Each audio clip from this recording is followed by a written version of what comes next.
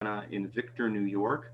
My understanding is that this is statewide, so I appreciate all of you guys coming in from the state. What we're going to be talking about today is statewide application because the agency Yeah. disclosure form that we discussed today is a state sponsored form, and the Howard Hanna exclusive buyer agency agreement, or also known as the exclusive right to represent, is a statewide Howard Hanna form.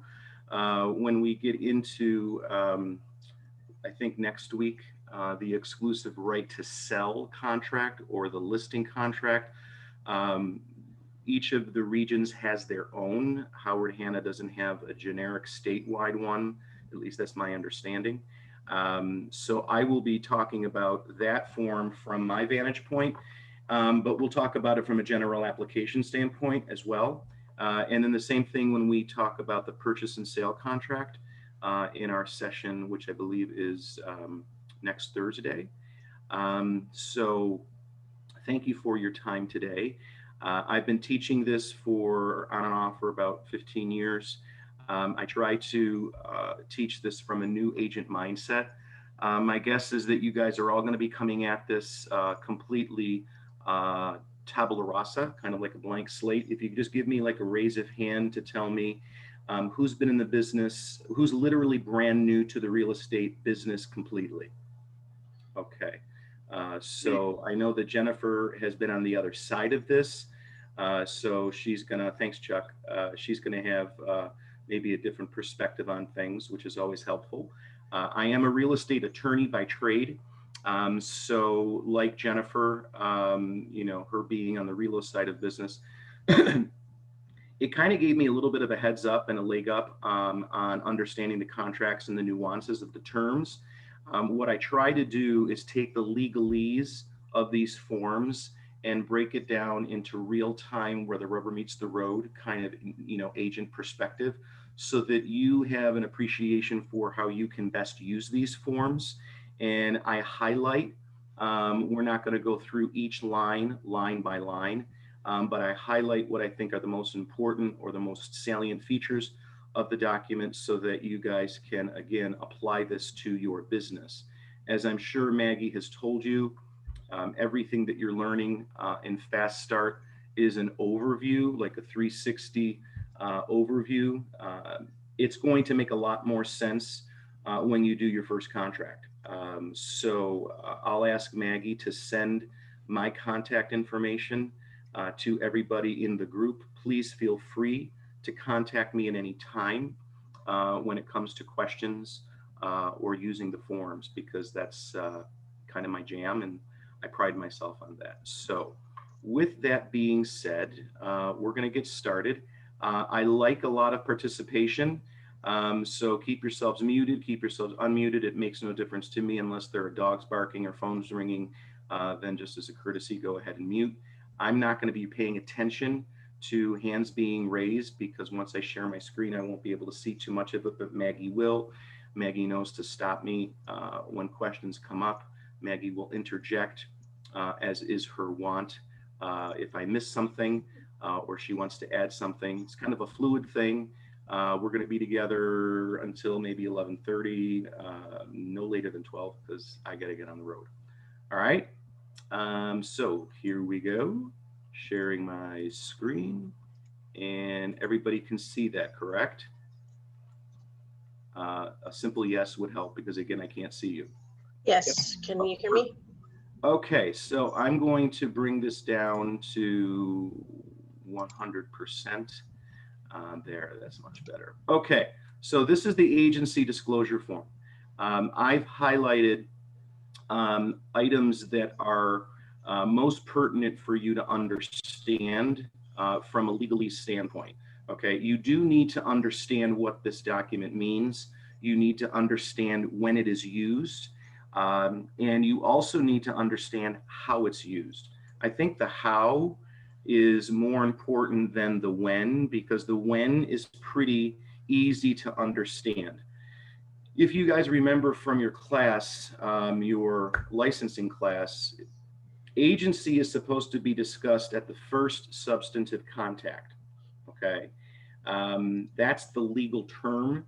And in terms of practical application, what I like to think about with agency and substantive contact is this. If you know that you are in a conversation with a consumer and that conversation is about to veer into something where they're going to disclose information to you, that if you were to disclose it out to the world, it would be against their interest from a disclosure standpoint. That's substantive contact.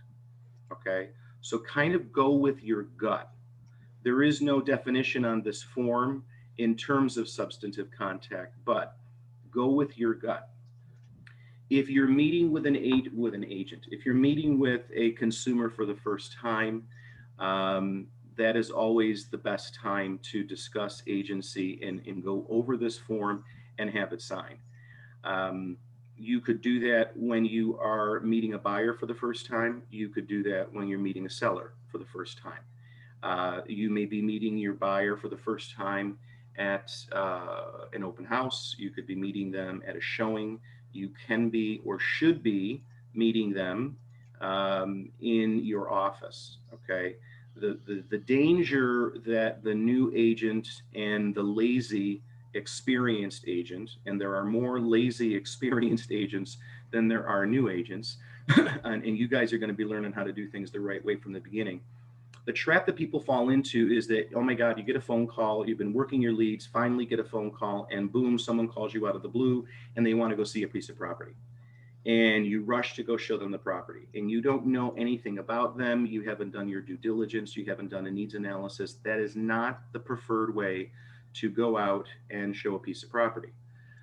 You really want to talk to the consumer about how you do your business, okay, and doing business the right way from the beginning, and setting up the expectation from the beginning that there's a certain procedure that you follow. So the best thing for, if Jennifer were a consumer of mine, I would say, hey, Jennifer, here's the way that I do my business. I think it would make a lot of sense if we make an appointment to come into my office and we'll have a chat for about a half an hour, 45 minutes, because I really want to get a sense of what it is that you're looking for, not necessarily in terms of property, in as much as what you're looking for from a real estate broker. What are your expectations? What are your needs? What's your timeline? What's your budget? What are the amenities that you're looking for, so that we can really put together a search that makes the most sense for you. And in that conversation as well, you're going to be talking about financing, okay, whether or not they have been pre-approved. We're not going to talk a lot about that today, but my recommendation to new agents is that you do not show a piece of property to anyone without a pre-approval, okay? Because candidly, you're wasting your time, and you're really wasting their time as well, because if they don't know what they can afford, getting out to show properties doesn't make a whole lot of sense. The first paragraph that I highlighted in red says, throughout the transaction, you may receive more than one disclosure form. This is for the consumer to read, okay? Why is that? You will, by definition, have at least 2 agency forms signed by your buyer or by your seller, okay? If you don't, you're doing it the wrong way. You're supposed to have an agency form signed at first substantive contact, okay? So that's your needs analysis meeting, excuse me, with your buyer, okay, when they come into the office. Or if you're going out on a listing presentation, okay, and you're going to do an initial meet and greet. We call that in the business a day one. Recommend when you're representing a seller that you do a 2-step process on a listing presentation. We'll get to that later. But the day one, that is where you will have the seller sign the form, okay? The form can be signed by buyer or seller or both. If you happen to be representing a buyer who is also going to be a seller, or a seller who's also going to be a buyer, you need to have the form signed twice. One indicating that you are representing them as the seller's agent, or representing them as the buyer's agent. Okay. Does that make sense to everybody? Yes. Bueller? Yes. Okay, thank you. Again, Well, does that mean the one form needs to be signed by 2 times, or would it be 2 separate forms? It would. That's an excellent question. Thanks, Chuck. It would mean that 2 forms would need to be Yes, signed. Peter. Okay. Okay. I'm sorry. Again, I couldn't see. Now, It's okay. here's a question, Maggie. Can you see the drop down of the faces now that I shared my screen, or can you only see the form? I can see both because I have 2 screens. So can everybody see both? I can see completely I all the just don't want it to faces. be a distraction. Yeah, you're fine. Okay, this is fine. Okay, perfect. So yes, the answer to your question is, if you're representing a seller who's also going to be a buyer or vice versa, you need both 2 forms signed. Okay. Okay. One from the buyer standpoint, and then one from the seller standpoint. Okay. And again, remember that's substantive contact. So here's the thing to remember, right? Here's the thing to remember. Try not to get into an in-depth conversation over the phone, okay, initially, where they're going to start sharing information with you for 2 reasons. Number one, you're really supposed to have them sign the document because you're now in the boat of substantive contact. But here's the other reason. It's more tactical than anything else. That initial phone call, the goal of that initial phone call is to get the in-person meeting, okay? That's the goal. So don't belabor your initial conversation. Make it short, make it sweet, and make it professional. Make sure that they understand the value in meeting with you first, all right? And of course, I'm talking about general principles here. There are always going to be exceptions to the rule. I don't want you to sweat that. But if you do this more than 75% of the time, you're going to be ahead of the game, okay? So there are different levels. So we understand that you're going to have at least 2 forms, okay? Now, you may have even more forms signed depending on the transaction that you do, okay? Every time there's a transaction, you're supposed to have another form, all right? And in this market, especially if you're representing a buyer, you're going to just be prepared. You're going to be writing multiple offers, okay, for buyers, just because of the nature of the seller's market right now. And every time you write a purchase offer on behalf of a client, you have to have a new agency disclosure form. And that form may change in terms of the designation of agency depending on your status in that situation, okay, and with whom you are co-broking the deal. And we'll get to that on the second page of this, okay? But if we're staying on the left column, disclosure regarding real estate agency relationships, seller's agent, okay? The seller's agent and the buyer's agent, it's the exact same language. I don't want you guys to get too bogged down in the detail on this. It's the same exact language, it's just a flip, okay?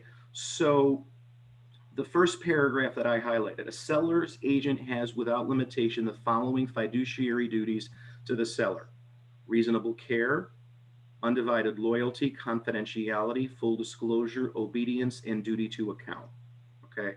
What does that mean? In my mind and in common sense parlance, what that means is you owe your client, okay, whether they are your seller or they are your buyer. That's what I meant when I said it's the same thing, just a mirror image. You owe your client good faith, fair dealing, honesty, complete confidentiality, undivided loyalty, and full disclosure, okay? When you think about those terms and write them down: good faith, honesty, fair dealing, complete confidentiality, undivided loyalty, and full disclosure. Those are the 6 fiduciary obligations you owe your client, whether they are your buyer client or they are your seller client, okay? Does that make sense? Isn't that called old car? You know what? I vaguely Yes. remember that, Peter. I got my real estate license in 1997. Yeah, so it's old car now, obedience, loyalty, Okay. disclosure, accountability, reasonable care, and confidentiality, accountability, and reasonable care. Okay. Old car. I like mine better, but that's okay. It just helps me remember things. And I've just been doing it for so long that's just the way that I remember it. Good faith, Yeah. honesty, fair dealing, complete confidentiality, undivided loyalty, and full disclosure. Bottom line, whether you represent the buyer or you represent the seller, that's what you owe. That's it, period, end of sentence. Okay. Here's the thing that I need you to understand about top right. We're going back up now. A broker's agent, I'm not going to spend a lot of time on this because it's very rare that you're going to be a broker's agent. Okay.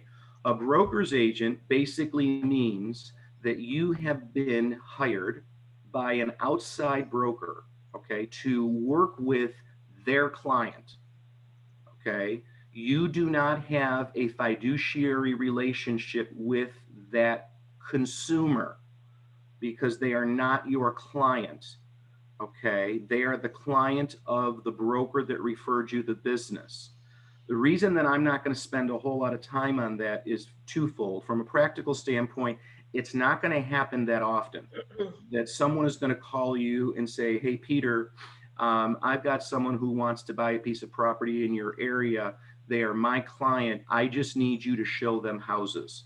Okay. Very rare that that happens, number one. Number two, the reason that I'm not going to spend a lot of time on it is this gets into how you choose as an individual fiduciary how to do your business.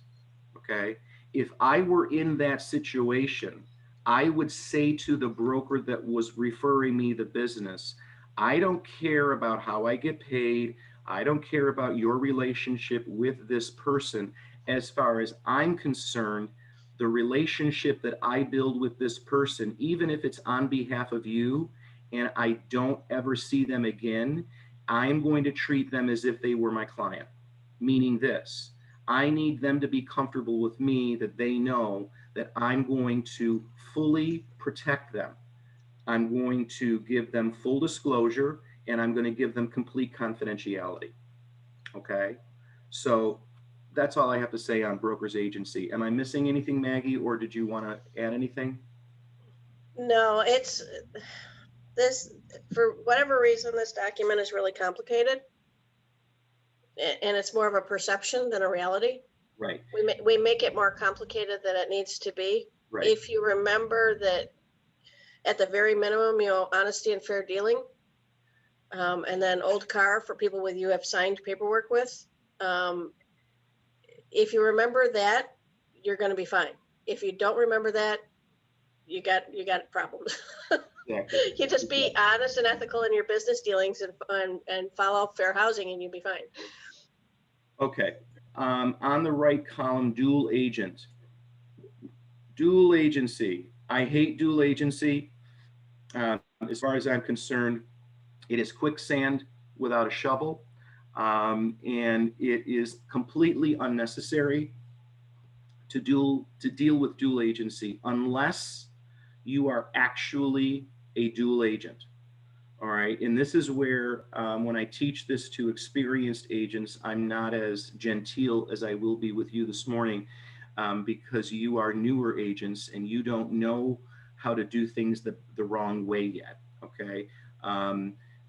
We'll get into what I mean by that in a little bit, but basically dual agency means, okay, that you have a pre-existing relationship with a client who is also interested in buying a listing that you have listed with whom and you have an existing relationship with that seller. We as agents conflate the term dual agency all the time. And it's because we use the wrong language, okay? And it comes up more when we have listings, all right?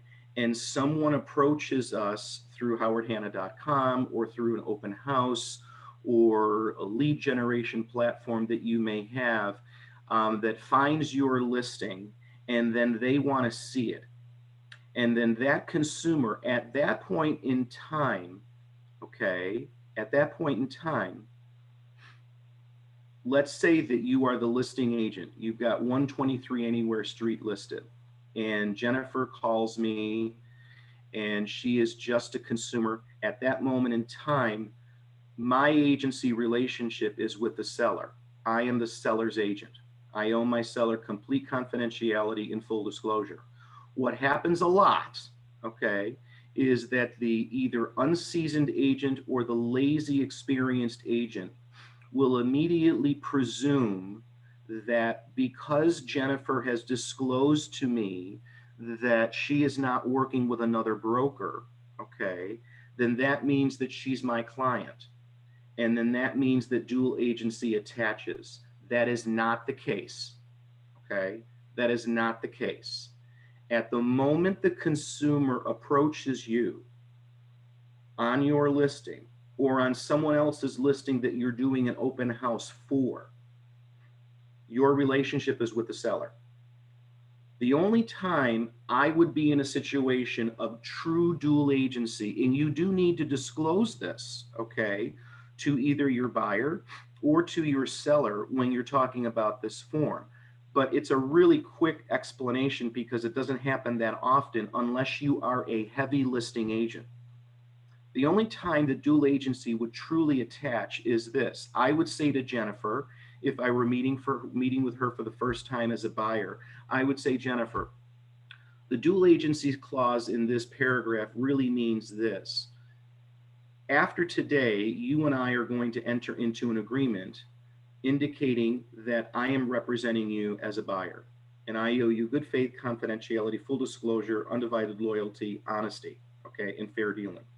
Now, I have a number of listings, and if one of the listings, okay, that I have is something that you're interested in seeing, what you need to understand is that I have a pre-existing relationship with that seller as well, okay? And I owe the seller good faith, honesty, fair dealing, complete confidentiality, and full disclosure, and undivided loyalty.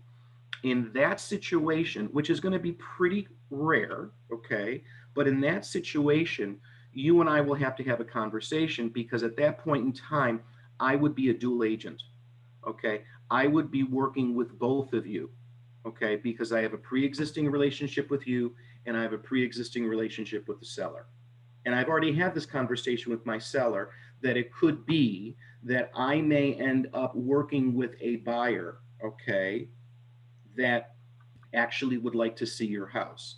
At that moment in time, we would sign this form again if you were to write an offer on that piece of property, and you would indicate, as the seller would indicate, that you both understand that I am a dual agent, okay? And in that situation, I would be, and this language is important, so if you're paying attention, I would write it down if you have a pen. At that moment in time, I would be a neutral party, okay, looking to bring about a meeting of the minds. That's what I would be. A dual agent, take out all of the legalese, is a neutral party looking to bring about a meeting of the minds. It's really as simple as that, okay? Any questions about dual agency?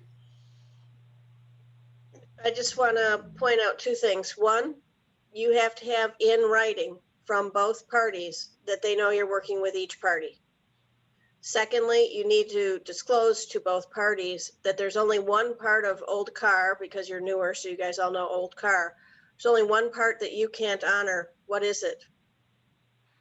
Undivided loyalty. Undivided loyalty. You can't be undivided. So make sure that doesn't mean you can't keep their confidence. You can and should. You're bound forever. And you don't have to disclose and are not allowed to disclose anything they've told you while working with you in confidence. So, and that's not really terribly difficult to do, as long as you are mindful all the time, but you have to have things in writing. Yeah, it's not difficult to do. And the reason that it's not difficult to do is I want you to understand the practicality of this. And sometimes because this document is so verbose and it's kind of poorly written and there's a lot of legalese, we get this in our mind more than the consumer gets it in their mind, that this is a lot of work. Okay. It really isn't. As long as you understand this, you owe everyone, whether they are your client or not, you owe everyone good faith, honesty, and fair dealing. So if I were in a situation where I was a true dual agent, I would just be having a very easy conversation, with Jennifer and saying, look, Jennifer, at the point in time where this happens, okay, technically speaking, I cannot afford either of you undivided loyalty because they wash each other out, okay? You can't offer full disclosure to one party and undivided loyalty to the other. It just doesn't mesh. But at the end of the day, from a practical standpoint, I find that as long as you appreciate that I will be treating you with good faith, honesty, and fair dealing, more times than not, everybody's okay. And this is the way that we're going to handle it. If you give them a practical application and wheedle it down to what really at the end of the day makes sense, bottom line, I think this will help as well. The way that I've done this since 1997 is this. I would say to Jennifer, so if we end up seeing one of my listings and you want to write an offer on it and it's listed for $150,000, okay? We'll provide you a CMA like I would on any other piece of property. And we'll fill out the contract like we would with any other buyer. And you write your offer, okay? Just don't tell me that you'll go a penny higher. That's all. So if you write the offer for $145,000, that's your offer. Don't tell me that you'll go a penny higher, because then when I present your offer to the seller and the seller says to me, well, gee, we've been on the market for 2 minutes. It's on the market at $150,000 and she wrote an offer for $145,000. Where do you think she's going to end up? I can honestly say to the seller, Jennifer, you know what? I really don't know.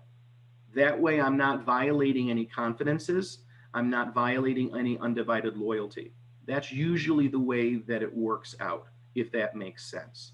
And if you ask the question in that way and present that solution to the perceived objection that's more in our mind than it even is in the consumer's before you even start, it usually sets the right expectation from the beginning, if that makes sense. Yeah, tell your sellers, don't tell me what your bottom price is. Tell your buyers, never tell me what your top price is. That way I don't know. And in reality, even if they tell you, you still don't know because they change their minds when the offers are right in front of them. But tell them not to tell you. It's easy. That's very true. That's very true. For my new agents, markets are different across, managers are different across the state and how they feel about dual agency. So talk to your individual managers to see how they want to handle this situation. Donna's teaching globally, the global thought on this. Talk to your region, your manager, and find out what's the culture in your neighborhood, because there are some factors. It'll make it easier in your office if you're dealing with it the way your manager wants you to deal with it. It's just. Yeah, no, that makes complete sense. As you'll probably know by the time that we're done with this document, I don't like dual agency. I avoid it like the plague. We'll talk about that in a little bit more detail. Underneath dual agency is dual agency with designated sales agent. Okay, this, as far as I'm concerned, is just a euphemism. Okay, it is something that the Department of State in New York State created, okay, to assuage the concern of the agent that has to manipulate this form and assuage the concern or the perceived concern of the consumer. Okay, dual agent with designated agency is still dual agency. Okay, it's still dual agency. It's just an offshoot of dual agency. And basically what it means is this, okay? And it will happen a lot with us because across New York State, in just about every region that Howard Hanna is in, we have what? We have the #1 market share in the areas that we service, okay? And because we have the #1 market share, what does that mean? We control the listings. And because we control the listings, we also control what? We control the buyers, all right? And in the Rochester region, okay, and probably the Western New York State region, at least 50% of the time, because of our market share, and you need to understand this from a benefit standpoint in terms of the power of the brand that you have behind you when you go out on a listing, a competitive listing presentation. When you control the market share and you control the listings and you control the buyers, in our region, at least 50% of the time, a Howard Hanna agent is going to be on the other side of the transaction, okay? Why is that helpful? It's helpful because it offers a semblance of control, all right? There's a bit of familiarity and a bit of cohesion when a Howard Hanna agent is on the other side of the deal, as opposed to a non-Howard Hanna agent. But in that situation, you are in a dual agency with designated agency situation. Does anybody want to give me their best guess as to what that means and why it's dual agency with designated agency? If anybody wants to volunteer, they can just unmute themselves and talk. I think you're still working for the same brokerage company, both of you, and but you're presenting basically the same broker, both agents. Perfect. And do you pronounce your name Jens? Yes. Jens, that was perfect. Okay, class is done. Everybody have a great day. Take care. That's really it in a nice summary. The reason that it's dual agency is this. Who's the dual agent here? It's Howard Hanna. Howard Hanna is the dual agent. Why? Because Howard Hanna represents the buyer and Howard Hanna represents the seller. The designation comes in terms of the agent who is going to be representing the party. So if Jens had a listing and I had the buyer, well, then we would sign another form when I write the offer, another agency disclosure form, and we would check the box here, dual agent with designated sales agent. And then underneath that, you can see if dual agent with designated agent is indicated above, okay, Don Simonetti Jr. is appointed to represent the buyer and Jens Richter is appointed to represent the seller in this transaction.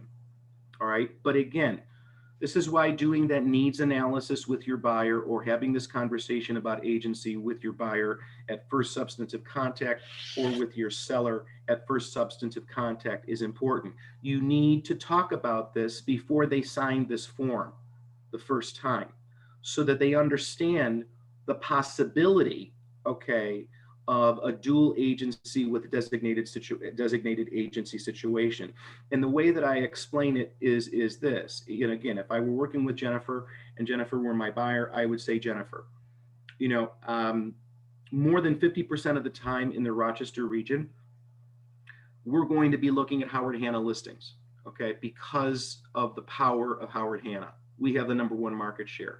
In that type of situation, and if you were to write an offer, okay, Howard Hanna, technically speaking, is the dual agent. I'm not the dual agent, okay? Howard Hanna is the dual agent because the broker's on both sides of the deal.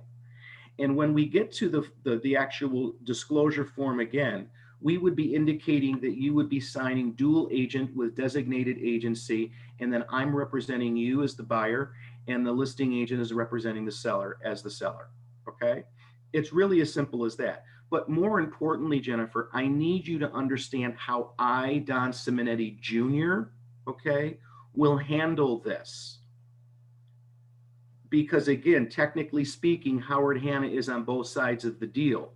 And then we're talking about that undivided loyalty situation. The way that I handle it is this. From a practical standpoint, I treat the other Howard Hanna agent as if they were a non-Howard Hanna agent, okay? They will not hear anything from me. in terms of confidentiality.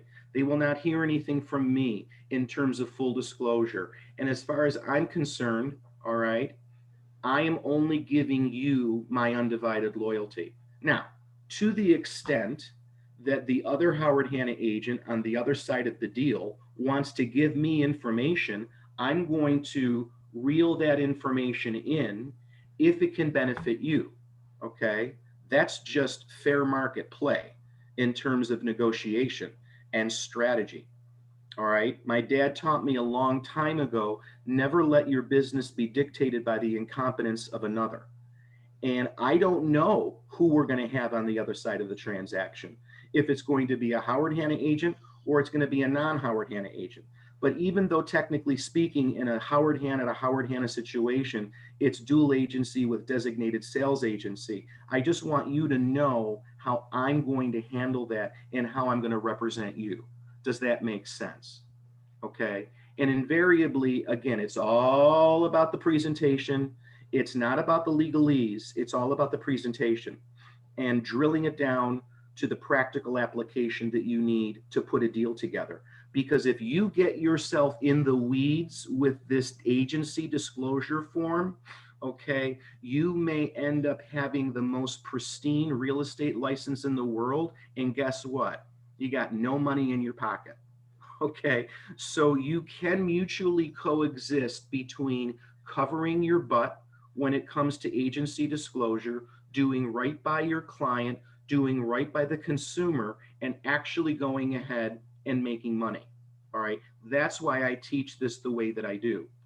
So now that we've talked about seller's agency, buyer's agency, broker agency, dual agency, and dual agency with designated agency, let's get into a couple practical applications in terms of, I like to call them case studies, okay, or what would you do if, all right?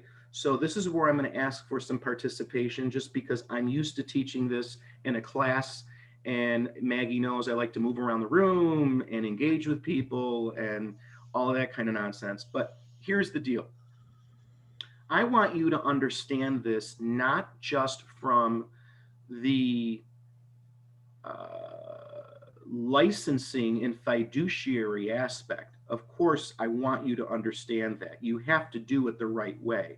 But I also want you to understand this in terms of how you can make this work for you and how you can utilize this form and the language that you can use, okay, to effectuate the best outcome for your client or the consumer and also you.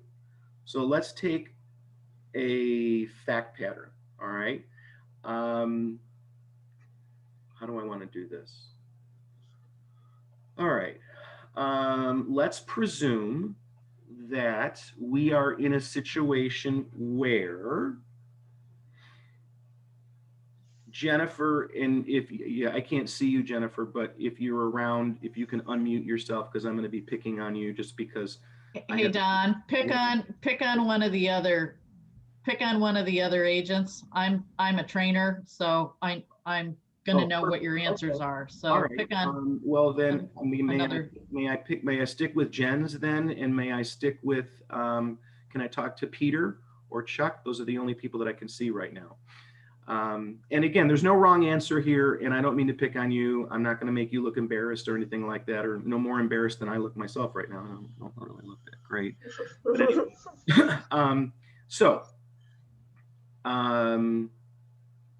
everybody unmute themselves and then answer this question for me by saying yes. Here's the fact situation, okay? Here's the fact situation. I'm at an open house, okay, for my own listing, okay? So I'm at 123 Anywhere Street. It's a Sunday afternoon in Rochester. It's snowing, and I've got an open house from 1 o'clock until 3. And Jens comes into my open house, okay? And I have a nice little rapport, you know, how you doing, what's going on, it's cold outside, blah, blah, blah. And after talking with him a little bit, I get the feeling, okay, that Jens is interested in this property by the questions that he's asking and his body language, because you need to pay attention to that. Okay.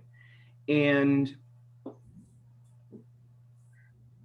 I get the sense that he might be interested in writing an offer.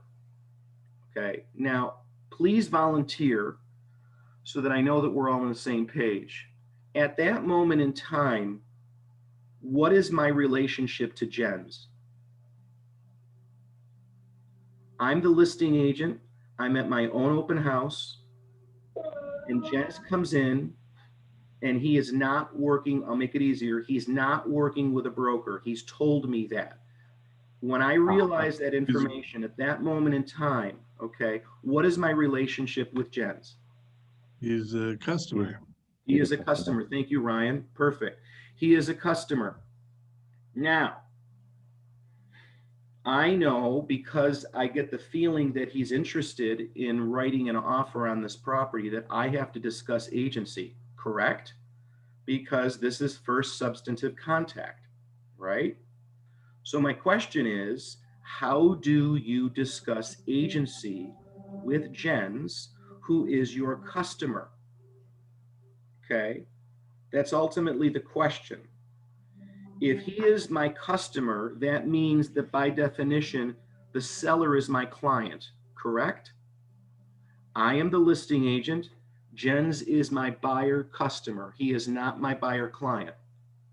Who thinks, and this will tell me whether or not you were paying attention, who thinks that I should, when we do discuss the agency disclosure form, I should have Jens sign this indicating that I am a dual agent? No. No. Jamie said no. Why, Jamie? Well, you're going to disclose your agency with the seller and make it clear that you represent the seller. And then Jens has the opportunity to find an agent and represent himself. You wouldn't necessarily assume that you would be representing Jens as well and jump into dual agency. Love that. First of all, the thing that I loved about it the most was that you don't want to presume that you're going to jump into dual agency. Absolutely love that. Okay. You also hit on a few key points. The fact number one, that you need to disclose to Jens your agency relationship with your seller. Okay. And then you said, and give him the opportunity to what? Find another broker. Okay. This is where the rubber meets the road though, Jamie. Okay. And here, this leads me to another question. Okay. This leads me to another question. Based on what Jamie just said, who would, in disclosing your agency relationship to Jens, okay, and indicating that you represent the seller, who would recommend that he find an agent to represent him? And there's no wrong answer here, so just feel free to volunteer. Who would recommend in that situation that Jens find another broker to represent him? I would. You would? Yeah. Okay. I would transfer him into my office somewhere, try to find either my office manager or somebody that we can find him an agent. Perfect. Work with. and that now I need to dig a little bit deeper, Jens. These people are really on point, Maggie. I'm loving this. I want to dig a little bit deeper with you, Jens, on that. Why do you feel as though it would be better for you to refer them to another agent in your office or to your manager? Because then we keep the wrong answer. We keep the percentage in the house, basically, or the commission and everything. And also, I know that our agents are top agents, and it's easy to deal with. That's a brilliant answer. Love that. And that is an absolutely appropriate answer. And you can absolutely do it that way. Okay. That is, in my mind, the preferred way to do it, as opposed to referring them to another agent or another broker outside of Howard Hanna. Okay. For the reason that Jens just stated. Okay. At least you keep the dollars in the branch and within the company, and you have full faith and confidence, okay, that you are going to be able to work with an agent in your own branch, okay, better than you're going to be able to work with an agent outside of the branch or outside of the company. So that makes complete sense to me, and that's a perfectly fine answer. And if you went that way, I would say to you, Jens, great job. I love the fact that you thought about that on your feet. That is certainly a really, really good option. Okay. But what I'm getting at is let me ask you this. Who would in this situation feel comfortable doing both sides of the deal? Is there anyone that would be willing to volunteer that, to say that they would be, see, because normally I could see everybody's faces and I'd be like, I know what she's thinking. And I could call you out, but I can't see that right now. Is there anyone that would be comfortable in the situation that we're in to work with both people? And listen to the word that I just said, work with both people. I didn't say represent both people. Jamie, go ahead. Well, so the client is a buyer that you brought to the table through holding the open house, right? So you can still represent your, have the agency with the seller and bring in the buyer and negotiate a deal with some baseline fiduciary responsibilities to the customer, and still hold your fiduciary responsibilities to the seller and negotiate a deal. I'm not sure, because I've never done it, how you orchestrate that and get through it, but I certainly know you can. Okay, brilliant, brilliant. Love that. Okay, let's go with that, because this is what I meant about taking the legalese of this document and making it work for you. Okay. We've already established the fact that it's going to be better for you to either A, keep it in-house with an agent in the office or your manager, as opposed to recommending that they find a broker outside of the office. When someone is reluctant, or how do I say this the right way? When someone takes the approach that Jens took, that I would refer to someone in my office, yes, the reason that they do it is because they would prefer to keep the money in the branch and in the company, but they also believe that it's cleaner that way because they're not going to be a dual agent. But what I remind you of is this. If you do that, Jens, okay, let's say that Ryan is in your office and you refer this to Ryan, or you refer this to your manager, okay, you have not escaped the pitfall of dual agency, because it is still dual agency with designated agency. And you still have to explain that, okay? So if you know going in that you have to disclose the dual agency with designated agency concept anyway, all right, that's the agency piece of it, okay? The dollars and the cents piece of it is this, though. If you refer it to someone in your office, you're splitting that commission, okay? Whether you give them the full buy side or you get a referral fee on that, which you can negotiate with the agent that you're referring the buyer to. And again, I'm not saying that you can't do that or you shouldn't do that. That is certainly a vehicle and a great way to do it, okay?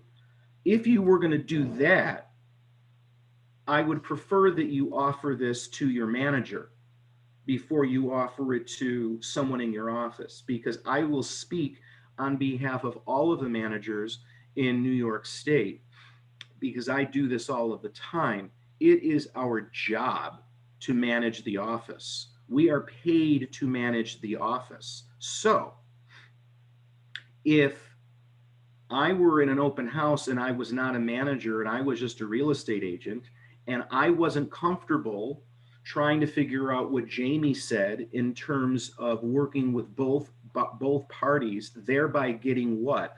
Both sides of the deal, and getting also what? Both pieces of the income. But I wasn't comfortable with that. before I refer it to someone in my office, okay, I would refer it to my manager, knowing that I still have to talk about dual agency with designated agency because Howard Hanna's on both sides of the deal, and I have to disclose that. But at least with the manager, okay, they don't get the other side of the commission. Okay, when an agent in my office asks me to do this, I don't get 3%. I know I'm not supposed to talk about commission, but I don't get the buy side. Okay, I don't even get a referral fee. Okay, I don't even bring it up. I want my agent to be able to get both sides of the deal. Okay, and I want them to get both pieces of the commission. So that is the preferred way, okay, to do it. And if you as the agent want to give your manager, you know, a gift card to Taco Bell or, you know, a bottle of wine or whatever, that's on you, okay?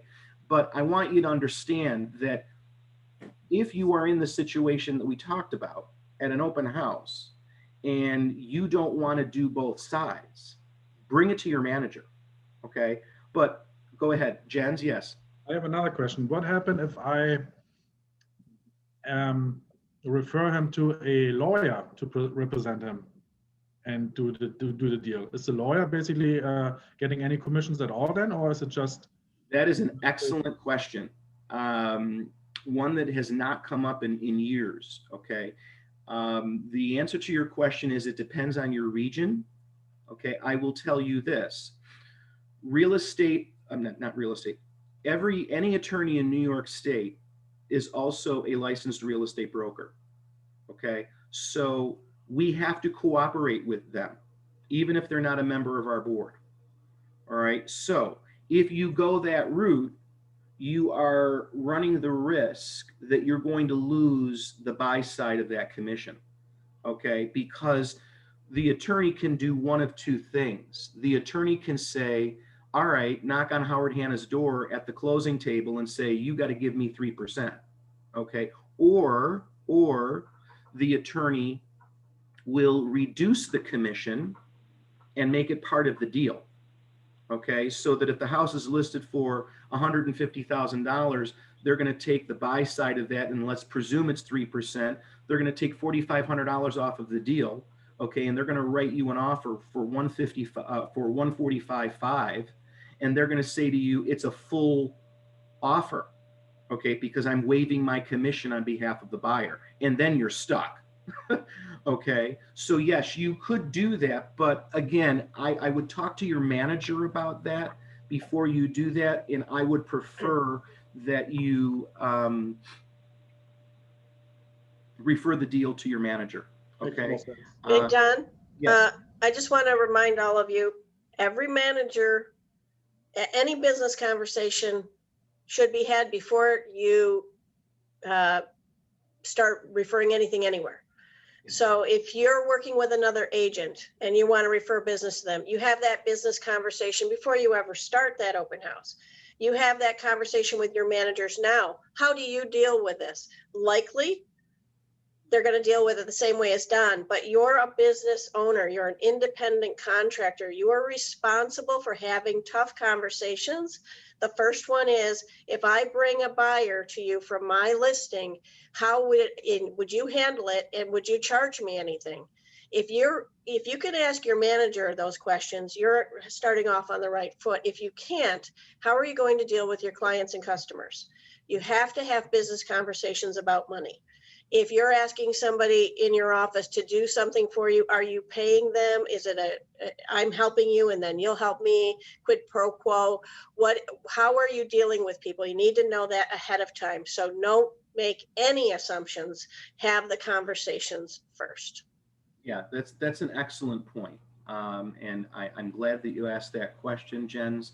But again, in a perfect world, again, if you're not comfortable with trying to explore this the way that Jamie indicated she would like to figure out how to do, the preferred methodology is to refer to your manager. And think about it from this standpoint, okay?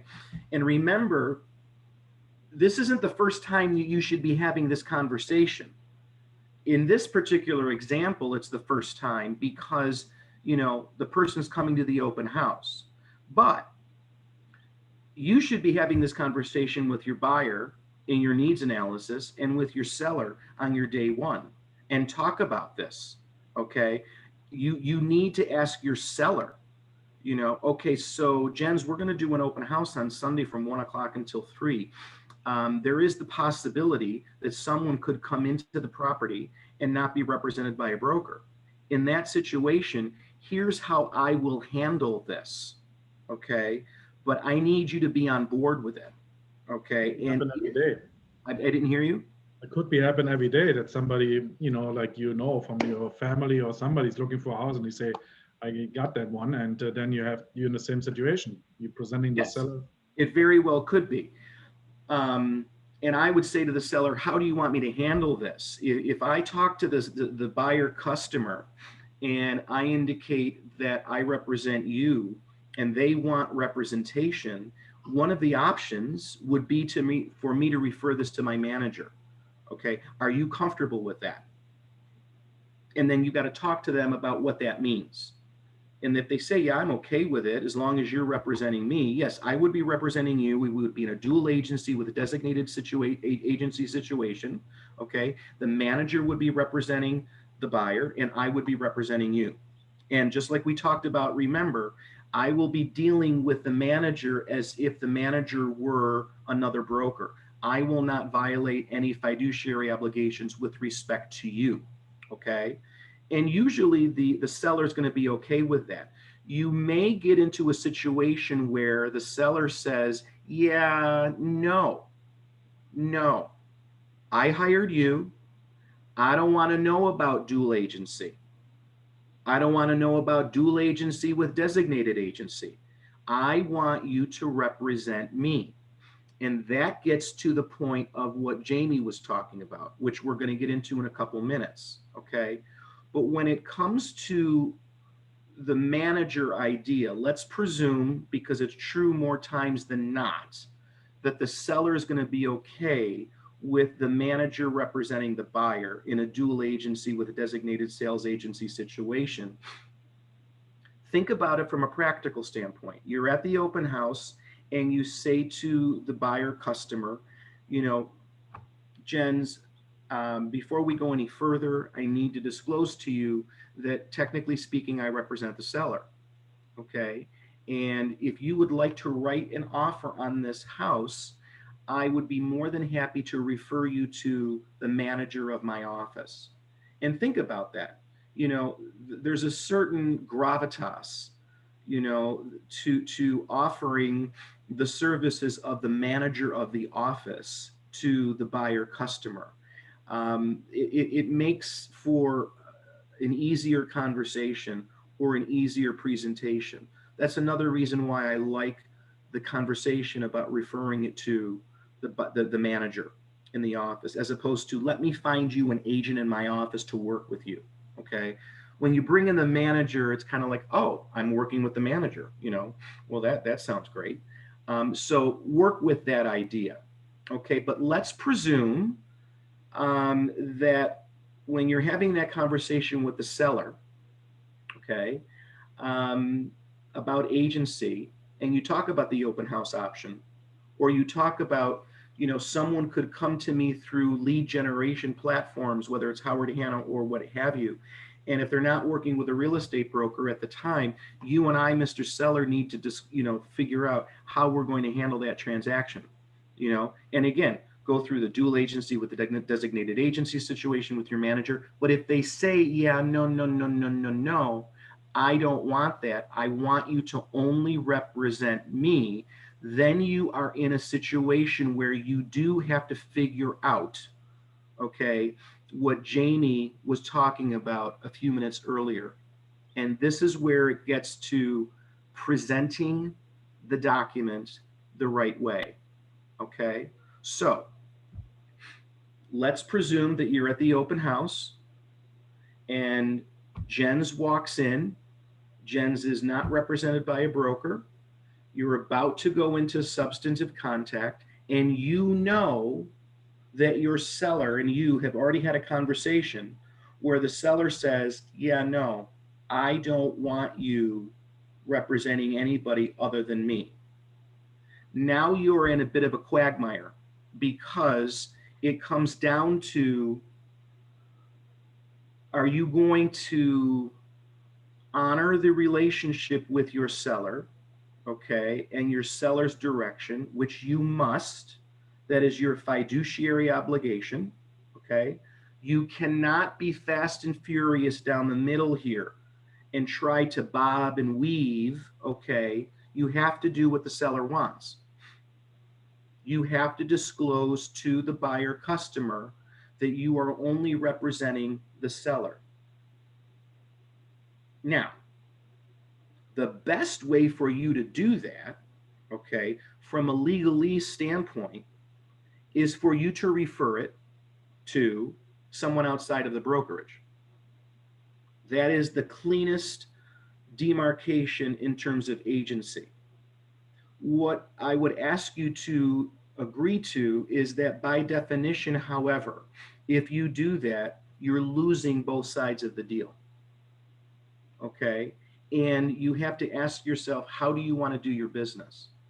All right? You need to find a way, if you want to, because there is a way, for you to maintain your status as the listing agent, fully representing the seller, okay? But still working both sides of the deal so that you can get both sides of the commission, all right? And this is the way that I normally handle it. And it's all about presentation. It's all about using the right language. And if you're still with me, I'd ask you to stay with me for a couple minutes more and pay attention, because this is really kind of like where it all comes together, okay? So I'm at the open house. Jens is there. He is a buyer customer. He's told me that he does not have a real estate broker. And I have a very strong feeling that he would like to write an offer on this house.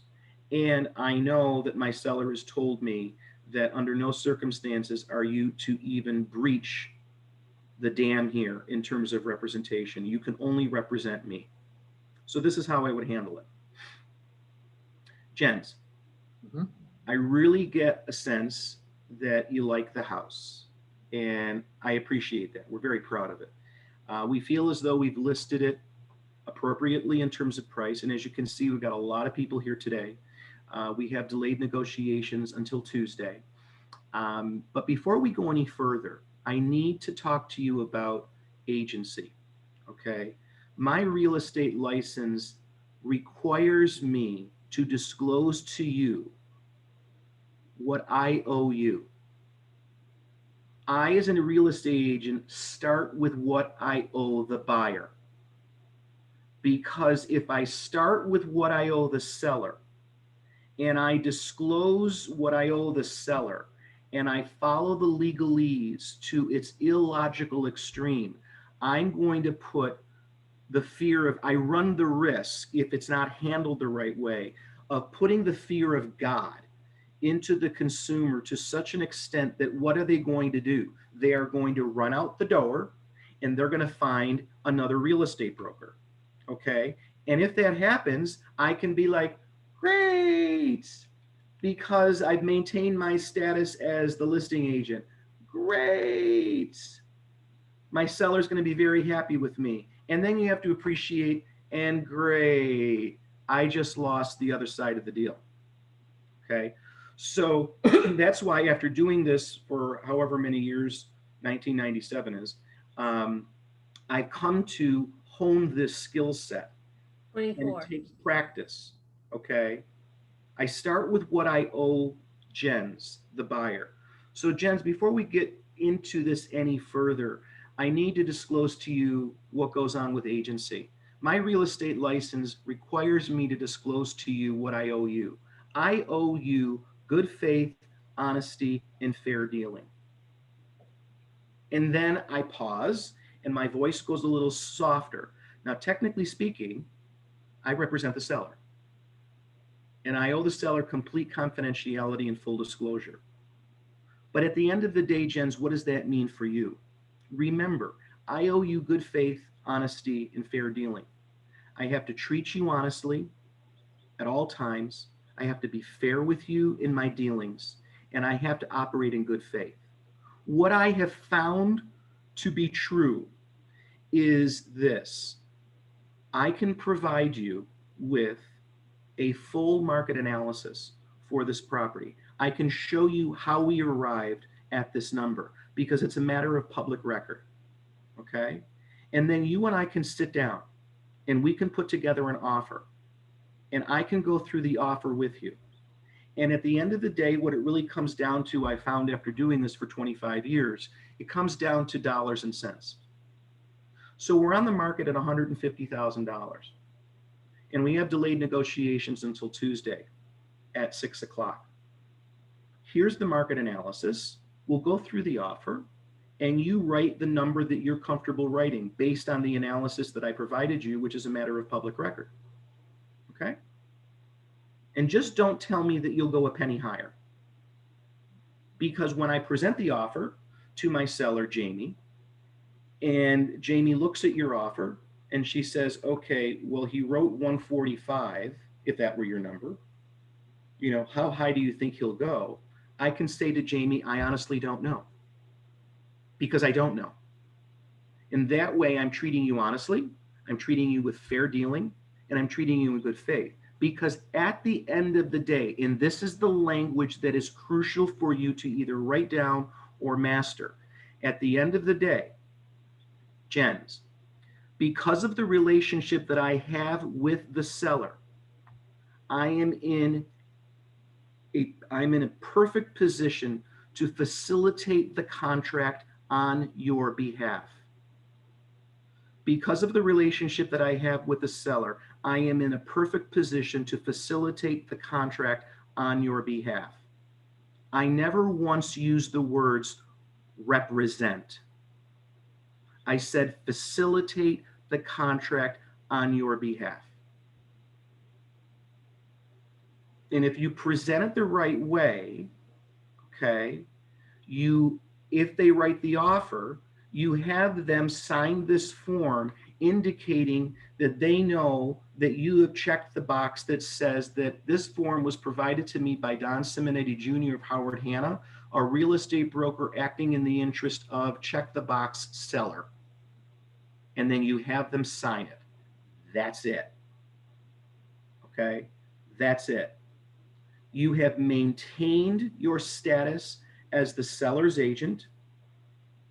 You have disclosed to Jens that you have to treat him honestly, fairly, and in good faith. You've told him that you are in the perfect position to facilitate the contract on his behalf. You have not talked about representation, and you have an agency disclosure signed. And if the deal comes together, you have both sides of the deal. So how do you sign that agency disclosure form then? Do you have to do still dual or no? No, there is no dual agency. There is no dual agency because I have not offered complete confidentiality or full disclosure or undivided loyalty to the buyer customer. I've only offered to the buyer customer what I owe the buyer customer, which is honesty, fair dealing, and good faith. So would you just sign a buyer's agency then with him or no? I didn't hear you. Would you just sign do you have to sign any of the agency form with him then, with the buyer? Yes, I just said to you, maybe you didn't hear me. You would have them sign this form. I don't know if your screen is still up. You would have this form signed, and you would put in, this form was provided to me by Don Simonetti Jr. of Howard Hanna Real Estate, a licensed real estate broker acting in the interest of the seller. Okay? I'm not acting in the interest of the buyer because the buyer is not my client.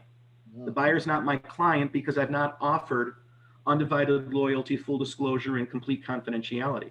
I'm not acting as a dual agent because I haven't offered the buyer that, which would then trigger dual agency, because I owe all 6 fiduciary obligations to the seller already. That's pre-existing. Okay? I'm only offering the first 3. that you have to give to everybody. Okay? Good faith, honesty, and fair dealing. And I've maintained my status as the seller's agent. I've not referred it to my manager, so we are not in a dual agent with designated sales agency situation. I've not offered the buyer customer confidentiality, full disclosure, and undivided loyalty, so I'm not a dual agent. I'm a seller's agent. Twice, you're seller's agent twice, for your seller and for the buyer, basically. In this situation, you can have the buyer sign this form, and then when you put the offer together and you present the offer, you can have the seller sign the exact same form. And that's actually better, because then you have both signatures on the same document, so that you can refer back to this document so that the seller understands that, look, Mr. Seller, I did what you told me to do. Okay? The buyer knows by signing this document that I'm only representing you. Okay? And I have crossed over with a bridge. I've walked right over the quicksand of dual agency, which is just, unnecessary as far as I'm concerned. Now, this takes practice. This takes confidence. This takes a leap of faith. Okay? That's why I offer you my phone number and my email through Maggie. I don't expect you to either A, understand what the frog we're talking about right now, or B, feel comfortable doing this. And because of time purposes, I'm not going to role play this with each of you until I know that it's in your head. Okay? But I'm telling you and asking you to please reach out to me before you jump into this, okay? Understanding that your first line of defense, of course, is your manager, okay? But every manager is going to handle this differently. Your manager may say, yeah, I hear what Don is saying, but no, I wouldn't do it that way. I do it this way. Okay, that's fine. I'm not speaking as a manager here. I'm speaking as Don Simonetti Jr., real estate agent. That's what I'm doing here.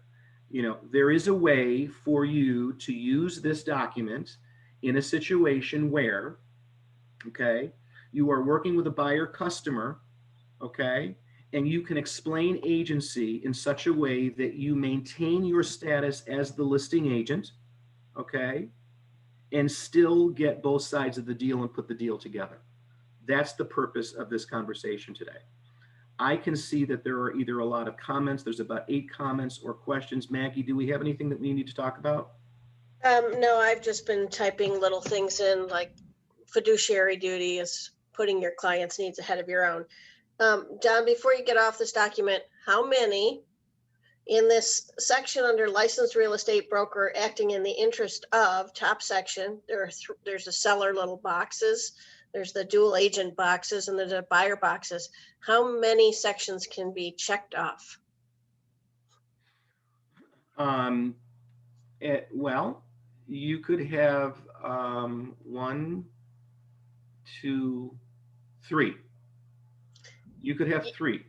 You can have, but only like in the seller section, you have seller agent, but broker agent underneath. You can only have one of those groups can have check marks. You can't have more than one at a time. Right. So if you're going, okay, that's a very good point. Okay. So if I'm meeting with the seller for the first time, okay, and it's a listing presentation and all of the paperwork is going to be signed, the way that you would fill this out is you would have them check, you would check the box that says seller right here. Okay. You can see me doing that. All right. And then underneath that, you would check this box. Sorry. This one right here, seller's agent. You wouldn't do broker's agent. You can all but ignore, for 99.9% of the time, broker agent. You're just very rarely going to use that. All right. Now, you could also check dual agent and dual agency with designated agency. And the reason that you would do that is because of what's underneath. For advanced informed consent to either dual agency or dual agency with designated sales agency, complete the section below. I'm gonna stop you, Don, because the way the New York State form that I've read it says you can have the seller and seller agent, or the buyer and the buyer agent. You can use that broker agent, like you said, 99% of the time you're not going to use it, or the dual agent. But if you're doing seller and advanced informed, on the bottom, you would have the advanced informed. Once it changes, then it becomes dual agent. And you need a secondary form. I understand that. What I normally would do is if I'm representing the seller, I would have them check this box, the seller box, seller agent, and then dual agency with designated sales agency. I would check that box, and then I would check the advanced informed consent to dual agency with designated sales agents. And the reason that I would have them do that is that you're having the conversation. Remember, you need to have the conversation with them in the beginning to say, hey, there is a possibility, okay, 50% of the time that Howard Hanna is going to be on the other side of the deal here. All right. And you need to understand that. I need to explain it to you. And now that I've explained it to you, you need to check this box that you have advanced information and you consent to dual agency with designated sales agency in advance of that happening. Does that make sense? I do it, and I've been trained to do it, and I've read about this ad infinitum. In the top section, you can only have one of those three things, those three groups checked, and then you could have both at the bottom. If the one is dual agency in the top section, if you have dual agent or dual designated where it's a known thing, you don't need the bottom. And that's usually a secondary form. It's usually another agency form. I have something from New York State. I sent it to Don. It's from 2011 actually, but it describes this and shows all of the ways that things can be checked off, and I'll send that to everyone. Okay, perfect. So Jen, how do you do it in your area? I'm probably the least person who you should ask for Eastern New York. So I'm not even going to make up a response to that one. But I would say absolutely positively, don't go this alone. Like Don said, be sure to get with your manager, because unless you are going to be sitting with a client today, this is such a ton of crazy new information for you all that, if you don't get with a client for a week or two, even, some of this is going to start getting fuzzy very quickly. So don't go it alone. And please, please, please sit with your manager face to face if possible and go through and have them explain to you, because this is absolutely positively the least understood part of being a realtor for everybody. It is, well, it's in the top 10 for sure. In terms of least understandable to an agent. But here's the thing, it's our first line of defense, and it is usually going to be the first thing that's going to kick us in the butt if the Department of State starts sniffing around. So if there's an ethical violation or an inquiry made on behalf of another agent or a consumer or a client, the first thing that they're going to ask for is, where is your agency disclosure? Let me see it. Okay, so it's really, really important for you to grasp this. Is there anyone, before we leave this, and we're going to take like a 5-minute break, before we leave the actual disclosure form, is there anyone that has a question on how I presented the idea of using this form at an open house or with a consumer who does not have to be your client in order for you to get both sides of the deal? Because that really, to me, is what's most important. I want you to be able to understand that you can get both sides of the deal and you can maintain your status as the seller's agent without having to go into dual agency. I saw Chuck raise his hand, and then I'm thinking that Jamie would like to talk too. So Chuck, go ahead. Hey, Don, so back to that previous example. You're representing the seller. They said they do not want to any involvement in dual agency. So you know that. The Right. buyer comes in and say you can facilitate their offer or their contract. when you take that form and the buyer signs the form, and then you take it back to the seller, you know, do you ever have the seller ask the question, okay, why am I signing this again? Yes. We are behind it. Yes, I mean, well, it's rare that I have them ask me why, because I usually do a good job of explaining in the beginning what will happen as a result of this, but I'll answer your question. So yeah, Chuck, the reason that you're signing this form again is to reaffirm the conversation that you and I had on day one, that you do not want dual agency in any way, shape, or form.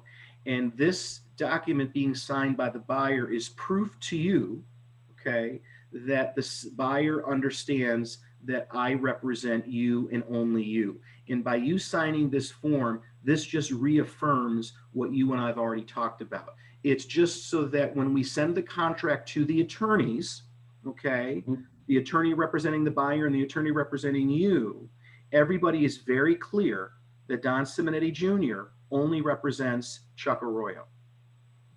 Okay, that makes sense. Okay, Jamie?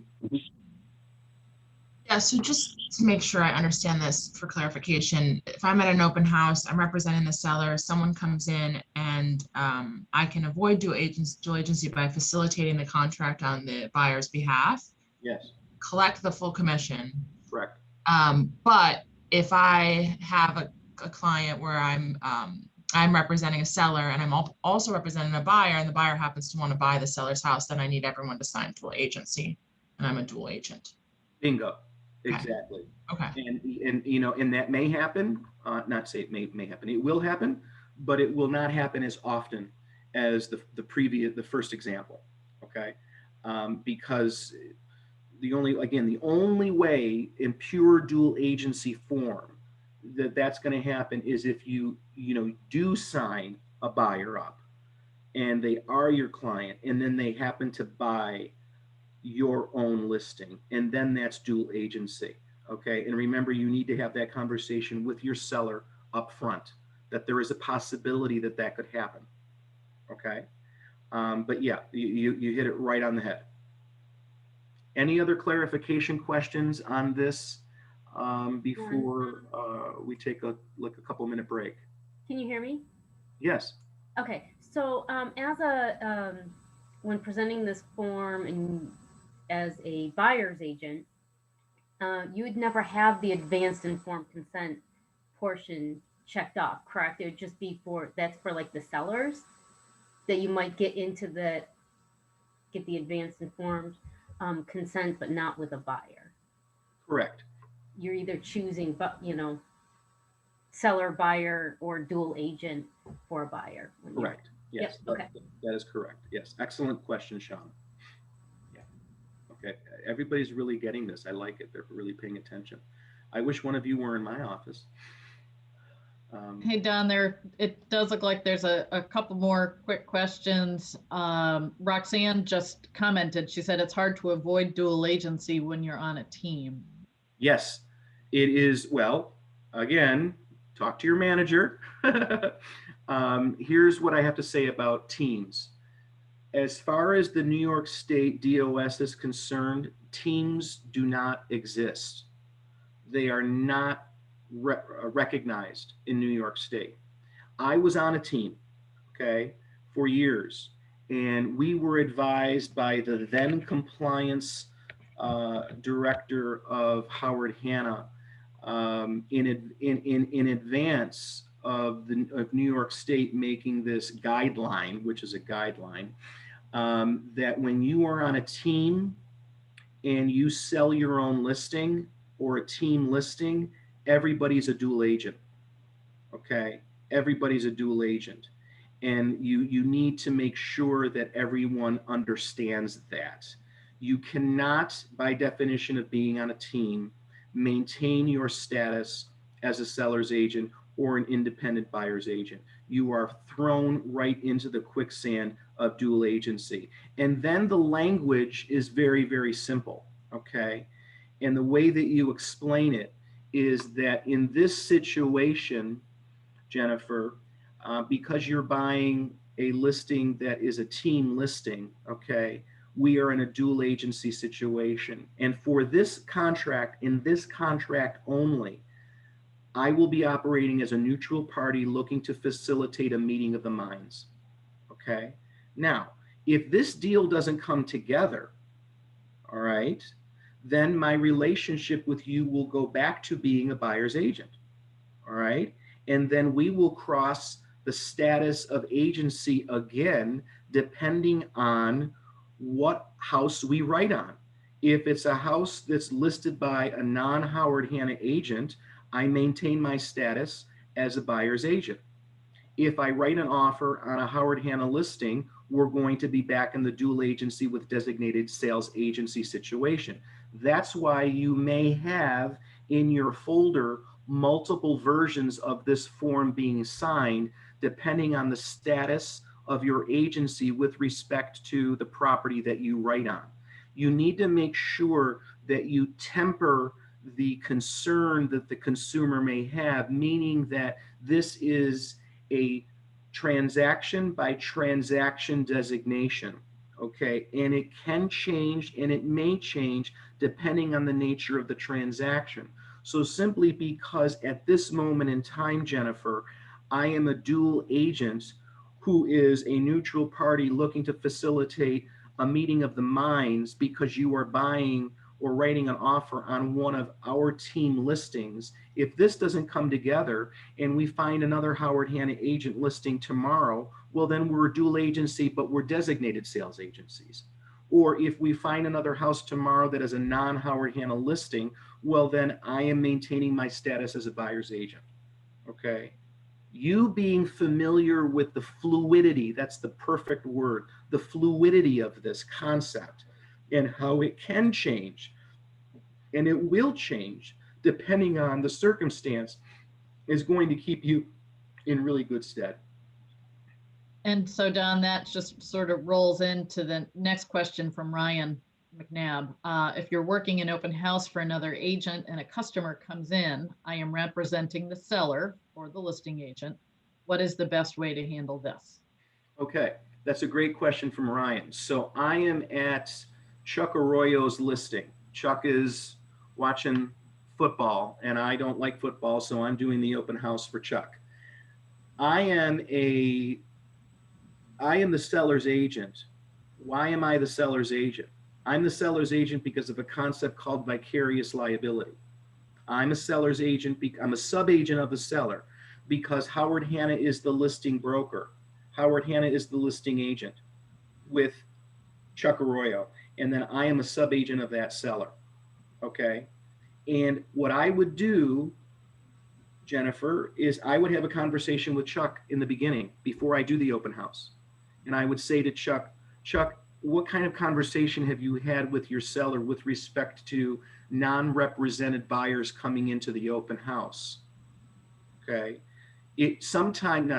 More times than not, that conversation is never had. It's more a conversation of, okay, what happens if someone comes in and they're not represented by a broker? You know, do I get that side or do I have to split it with you? Do I get a referral fee? How are we going to handle that? That's usually where the conversation ends. But you need to have a conversation with respect to agency. Okay. Chuck, have you had a conversation with your seller on how to handle this? No, I haven't. Okay, well, maybe you should. Okay. Or yes, I have. And my client is fine with dual agency with designated sales agency. Perfect. That's all I need to know. Okay. If Chuck says, yes, I've had a conversation with my seller and my seller says he does not want dual agency with designated agency, then I, as Don Jr., doing the open house, have to treat that open house as if it were my own open house. And I have to discuss with any non-represented consumer the idea of maintaining my status as the seller's agent because I am a sub-agent of the seller, okay, but still being able to, because of my position as representing the seller, I'm in a unique position to be able to facilitate the contract on your behalf. Okay, that's what you have to do. Don, I have a question. Yes. If the buyer's agent, they have got a listing, I'm a Howard Hanna agent, But the buyer's agent is coming from another Howard Hanna office. Is that still dual agent with designated sales agent? It is, Okay. yes. Whether we have offices in New York, Pennsylvania, Virginia, North Carolina, Alaska, Guam. I don't know, where are we? We're all over the place, right? It makes no difference whether it is your own office, it is your own city, it is your own region, it is your own state. It is in every situation where a Howard Hanna agent is on the other side of the deal. Is dual agency with designated agency. The only difference, Shauna, is this. Other states may not have this. I don't know if other states have the euphemism of dual agency with designated sales agent, okay? You'd In have to other find- states, we have a different form, and it's not called agency. It's not called a disclosure. It's a customer information sheet, or it's completely different. So New York State is always the redhead stepchild of the country. We have more rules, more laws, and more shell games of words than any other area. It's just I would part. agree with that. Yeah, I would agree with that. But I would say 99.9% of the time, Shauna, you're going to be dealing with, New York State brokers, and that would mean that you have designated dual agency with designated sales agency. Okay. Do need to understand this form. You need to be able to speak to it simply. You need to, and if you understand this, so you need to have lots of conversations with your managers, and you need to practice your dialogue on this, because once you get it down and you get it smooth, it's not as big a deal as this seems.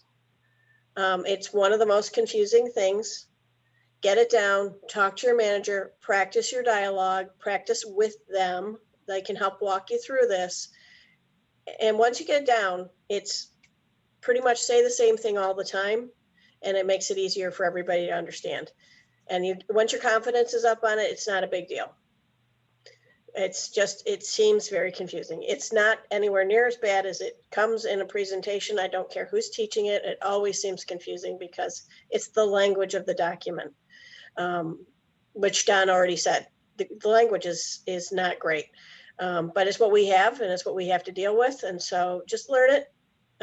I sent you that 2011, Natalie sent it out. There's some samples in there of how to fill out the form. Read through that. You're responsible for that information. Okay. So, Don, good job on a complicated form. Should we give them 5 or 10 minutes? What do you want, Don? It's your, that was only an hour and a half. Let's do 5 minutes because I got to be done by 12 and we got to get through another document. So 5 minutes, everyone. good job, Don. Thank you. Good job. Hi, Elaine. I can't see you, but I can hear you. I'm here listening. I saw that you were. I agree with Don. That's the way he deals with that form. That's the way I deal with it too. And you've been doing it for a week or two, haven't you, Elaine? At least. All But right. you always learn something. That's my philosophy. Good for you. Yeah, Jennifer Berger doesn't know you. Elaine is, how long have you been an agent, Elaine? I really have to disclose that? No. That's like telling her how old I am. Jen, longer than you. By a lot. I was gonna say, we both started in the business when we were 10. That's right. Yeah, Elaine's she's a long hauler. That's me. Yeah, she's awesome, and she pays attention and keeps up to date, and it's awesome. I love that about Elaine. Yeah, that's great. You gotta keep learning to keep growing. Exactly. That's my philosophy. I try. I drive Maggie a little crazy, but that's okay. No, you don't. I adore you. You can call me anytime. Thank you. I appreciate that. And for Shauna and I, we go round and round in the office, so it's okay. It's You good make for that sound both like of us. it's a bad thing.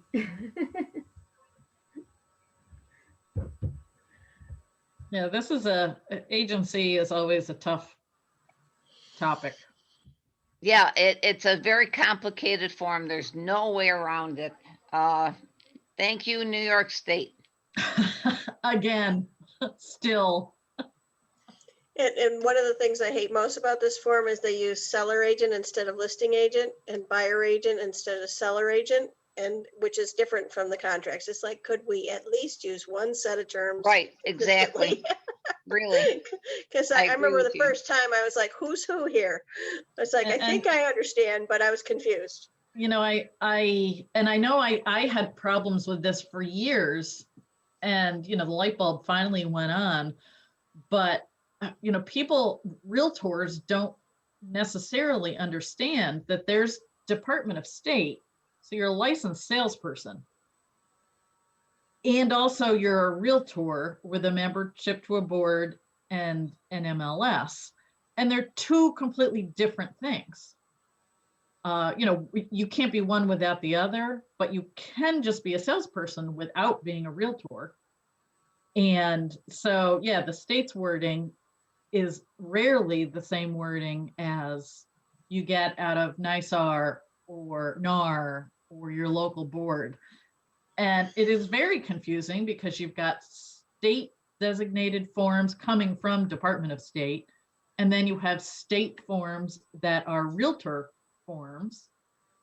And it's, you know, two completely separate entities. You know, I deal with agents who've been in the business 30 plus years who still call me, you know, about, and all confused about licensure and what they need to do for CE and, you know, the whole NAR ethics and fair housing. And yeah, and this year it's even more complicated since all the grandfathered agents, that's going away as of July. So yeah, it's interesting because it's separate and together. Yeah. And well, she mentioned CE for those of you, well, if you've already gotten your license and you're all set up with the board, start your CE credits immediately. And get them and start working on them for the next 2.5 years. One, it helps you to grow in the business while you're learning the business. And two, I had an agent who's been an agent for 20 plus years call me on January 27th or 8th, and she said, I haven't done my CE. I have to have it done by February 6th. You can do it. Oh, and yeah. I was like, why would you do this to yourself? And you know, my first year I had all my CE done in the first 6 months, but I took CE throughout the rest of the time. So I had way more credits than I needed. You can't carry them over. It doesn't work that way. Didn't matter. I learned so much by taking those CE credits, and I took them all over the place. I took them live when I could. I went to the Women's Council of Realtors. They had some great speakers that came in. I took some online ones. I took them everywhere I could get them, and I just learned a ton. I got a designation. So I encourage you to start your CE is now. Just start taking classes now and get in the habit of always be taking classes throughout your career. Just Or always you could be in a me. class. You could be me. I have always done my CE. I've bought an online, and I've been licensed 20 years. I've always bought my CE as a package and done it online. I did it for the first time this year because I neglected to keep taking classes the last 2.5 years. And I was like, I'll never do that again. It was fine. I got it done. I got through it, but I don't feel like I learned as much by not going to the live session. So it depends on what kind of learner you are. Yeah, and it's a timing thing too. You know, how it can be time consuming to go to a live class, drive there, sit, and then drive home. Yeah. The online stuff you can do in your jammies any time of the day or night. So there's definitely two schools to the CE. But don't leave it to the last minute. Right. Don, you're up, buddy. Okay, I just got a text from my client saying that there was a snowstorm in Philly, so she's running late. So I'm going to have to pay attention to my texting, which I apologize for in advance. But it is what it is, right? Absolutely. Real estate agents have to move on a dime. Okay, so this is the exclusive buyer tenant agency agreement. There is a New York State form for this. This is the Howard Hanna version. Again, I'm speaking as Don Jr., real estate agent, not necessarily as a manager. I don't necessarily care which form you use, in as much as I would prefer you to use one of them, okay? And it will become self-evident, hopefully, by the time this is over, that in terms of the importance of this, okay? A couple general precepts about this. We will be talking about the exclusive right to sell contract, which is the listing contract, next week. And I will refer back to this when we have that conversation. But what I need you to understand is that you need to list your buyers the same way that you list your sellers, okay? The form that we just went over, excuse me, the agency disclosure form, okay? This form discloses your fiduciary obligations to the consumer, okay? Whether they are a customer or a client.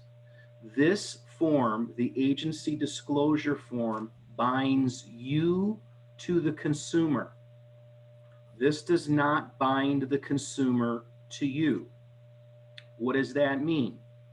It means that I could have an agency disclosure form signed with Jennifer, and 5 other real estate agents could have an agency disclosure form signed with the same exact buyer, okay? Because again, it references your obligations to them and not their obligations to you.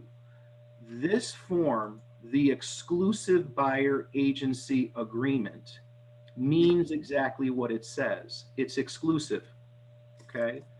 This is signed after the agency disclosure form is signed, and it sets out the exclusive relationship and agreement that you have with your buyer client. By definition, anyone who signs this form is your buyer client. They are not your buyer customer, okay? This should be signed immediately after the agency disclosure form is signed every time you are working with a buyer. I'm not going to go through each line by line because it will take longer than the time that we have. Again, you have my contact information. I'm sure that you will have questions. I would ask that you refer the questions to me and or to your manager. I want to talk about this, and I teach a class on this just on its own. And it usually takes about 2 to 2.5 hours. Okay, so again, we're going to be doing a 360 bird's eye view on this. Okay, what do I want you to understand about this? First of all, agents are lazy with the language that they use, and they're rife with bad habits. You will hear, okay, you'll get a phone call from Shauna, because I'll get a phone call from Shauna because I've got a listing at 123 Anywhere Street. Okay. And Shauna's going to call me and say, my buyer wants to see the house. My buyer. Unless Shauna has an exclusive buyer agency agreement signed, they are not Shauna's buyer. Shauna is their agent, okay? Because the agency disclosure has been signed. But absent this form being signed, they're not the buyer, okay? Because they're not locked into Shauna. That's not my concern as a listing agent, but I just tell you that up front because you're going to hear that all the time. I wouldn't necessarily recommend that when Shauna calls you and says, you know, my buyer would like to see your house, I wouldn't necessarily say to her, do you have an exclusive buyer agency agreement signed by that buyer? Because it's really none of your business, okay? It's on Shauna to get this thing signed. And again, it's not your concern because your job is to represent whom in the listing situation? The seller, okay? But the thing that I need you to remember is do not equate agency disclosure and the exclusive buyer agency, okay? Do not confuse representation with compensation. Representation is the disclosure. Compensation is the agreement, which is this document, okay? Again, the agency disclosure ties you to them. The exclusive buyer agency agreement ties them to you. They are mutually exclusive concepts, and one has nothing to do with the other, okay? Why is the exclusive buyer agency agreement important? There are people on this call who have been experienced agents, and if I ask you, how many times have you lost a buyer to for sale by owners, other agents, open houses, or builders? It's because you haven't had this form signed. Because you lull yourself into the false security to believe that because they are working with you, they are loyal to you.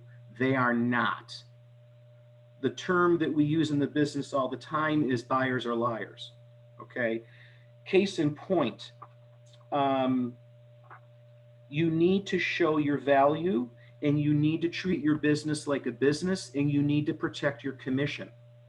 That's what this form does.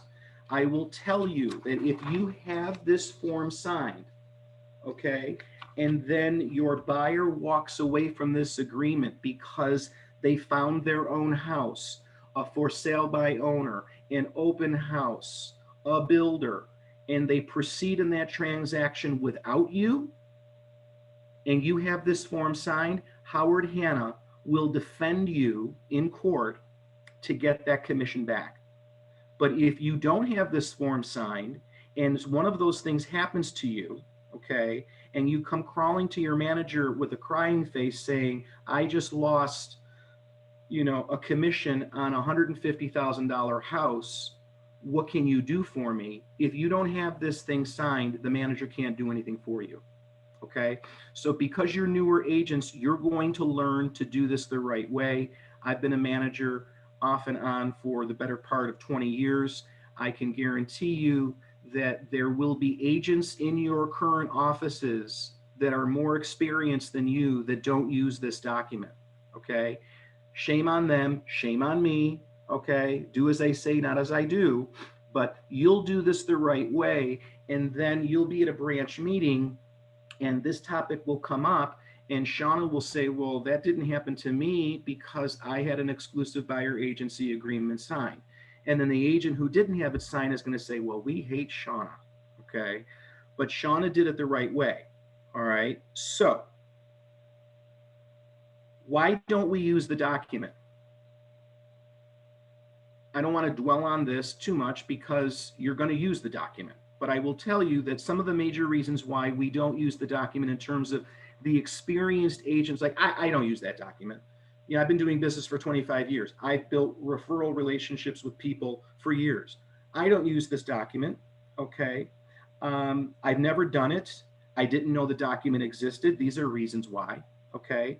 I don't need it. I don't need it because they're my friends. I don't need it because they're my clients. I don't need it because they're clients of mine that were referred to me. Okay, I don't need it because I've represented them and now I'm representing their kids. This is a relationship for life. They would never do that to me. We have too much of an ego. They would never do that to me. Very quick case in point. I have a very, very, very good friend of mine, and in the last 10 years, he has bought and sold properties with me in Rochester that are over $7 million in value, okay? I've had a relationship with him, a business relationship. I've traveled with him. He's been at my house for holidays. I've been at his house for holidays, okay? 2 years ago, he called me about a property that was listed by a Howard Hanna agent. I brought him to the property. I've never had an exclusive buyer agency agreement signed with this guy, okay? I brought him to the property.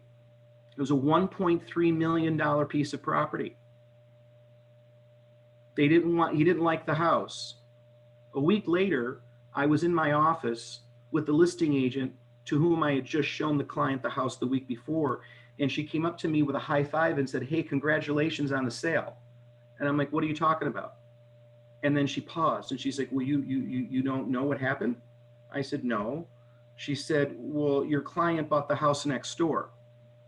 The house next door wasn't even on the market. The only reason he called me to bring me to have him see the other house was because he was having private conversations with the house next door, and he wanted to see this house to see from a value standpoint if what he was negotiating with the other guy was legit. So what did he do? He used me. Guess what? He bought a $1.5 million house on the lake. And guess what I got from that? Close your eyes and tell me what you see. In Italian, we say ugaz, which means nothing, nada, niet. Take 3% of $1.5 million. Okay, that's a lot of money to lose. All right, so if you don't think it's going to happen to you, believe me, it will. And if you don't want to use this document, that's fine. That's absolutely fine. You will get burned. Trust me, you will get burned.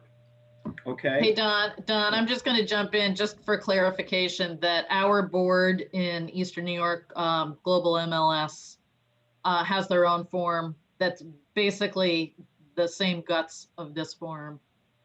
So just to let everybody know that.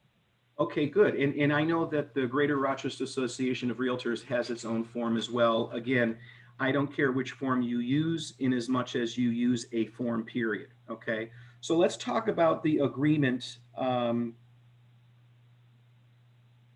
just looking at my notes here. Okay. The agreement itself is set up to be a committed time frame and ask for compensation. It's just like the listing contract that we're going to get into, next week. And basically it outlines in paragraph 1, who is who, okay, in terms of the client, and who is the broker, okay. Number 2, you have to honor all fair housing and local and state laws. Broker obligations, pretty simple and self-explanatory, okay. When it gets to client obligations, the client will work exclusively with the broker and not other real estate brokers, salespersons, or owners with respect to viewing properties, okay? They agree to refer to the broker all inquiries that they find on their own. The client will conduct themselves in good faith on all negotiations exclusively through the broker, okay? You outline here the type of relationship. Okay, what type of property, residential or non-residential? What's the price range? What's the location? Okay.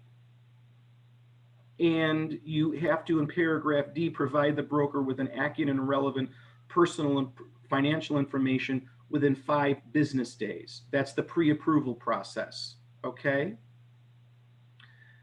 The paragraph number 5 indicates that the client understands that other potential buyers may consider or make offers through the broker on similar properties that they're interested in.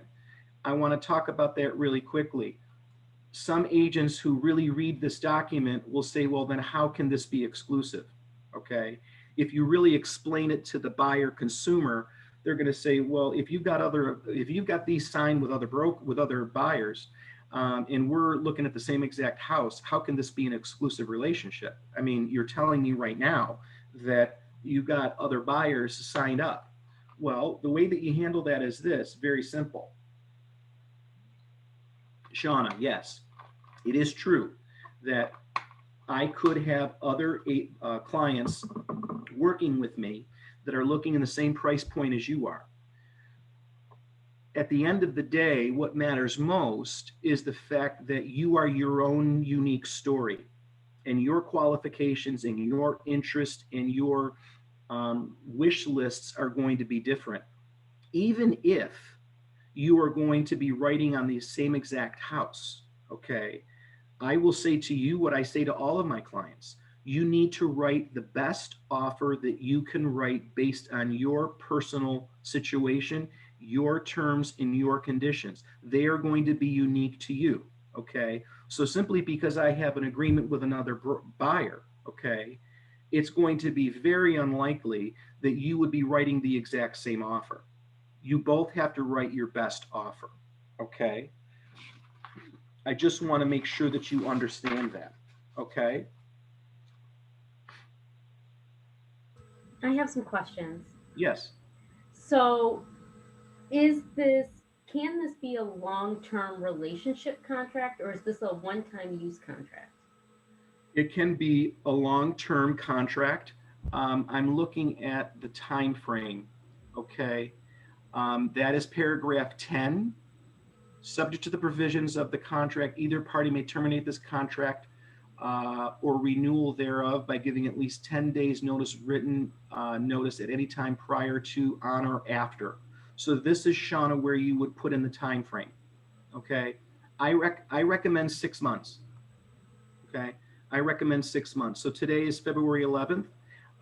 You would put into the contract September 11th. Okay. Ooh, that's a bad date. September 12th. So that you have a 6-month relationship. And the way that you explain it to them is, look, you know, if you want to end this agreement, that's fine. We can terminate it. You've got to give me 10 days written notice. But we're going to work together for 6 months. And the way that you couch that is you need to make sure that the buyer understands the nature of the marketplace that we're in. You know, we are in a very low inventory marketplace, and we may find something on day one, or it may take us a few months. We may write an offer right out of the gate and it may be accepted, or we may end up writing multiple offers on multiple pieces of property. That's just the nature of the marketplace right now. So Shauna, the preferred or recommended time frame is 6 months. You know, well, I don't know if I want to, you know, extend myself to 6 months. Okay, well then let's do 3. You know, and again, you can terminate this at any time you want to. Okay. And then my other question is, let's say I didn't get this form completed, you know, at first substantial contact with the buyer, and you know they decide that they want to go ahead and put in a purchase offer on a property. Then I kind of backtrack and have them complete this form. Of course, of course. Yeah, you can do that. You can do that. Does it ever not get completed? Right. I'm just asking, not that I want to, but I'm just saying, has it been a scenario where an agent moves forward with a purchase contract and never even gets the sign? Yeah, maybe you didn't hear what I said earlier. There are going to be people in your office. I would say probably, and this is not a Howard Hanna issue. This is a statewide issue. I would say at least 70% of the agents that are practicing in your region right now do not use these.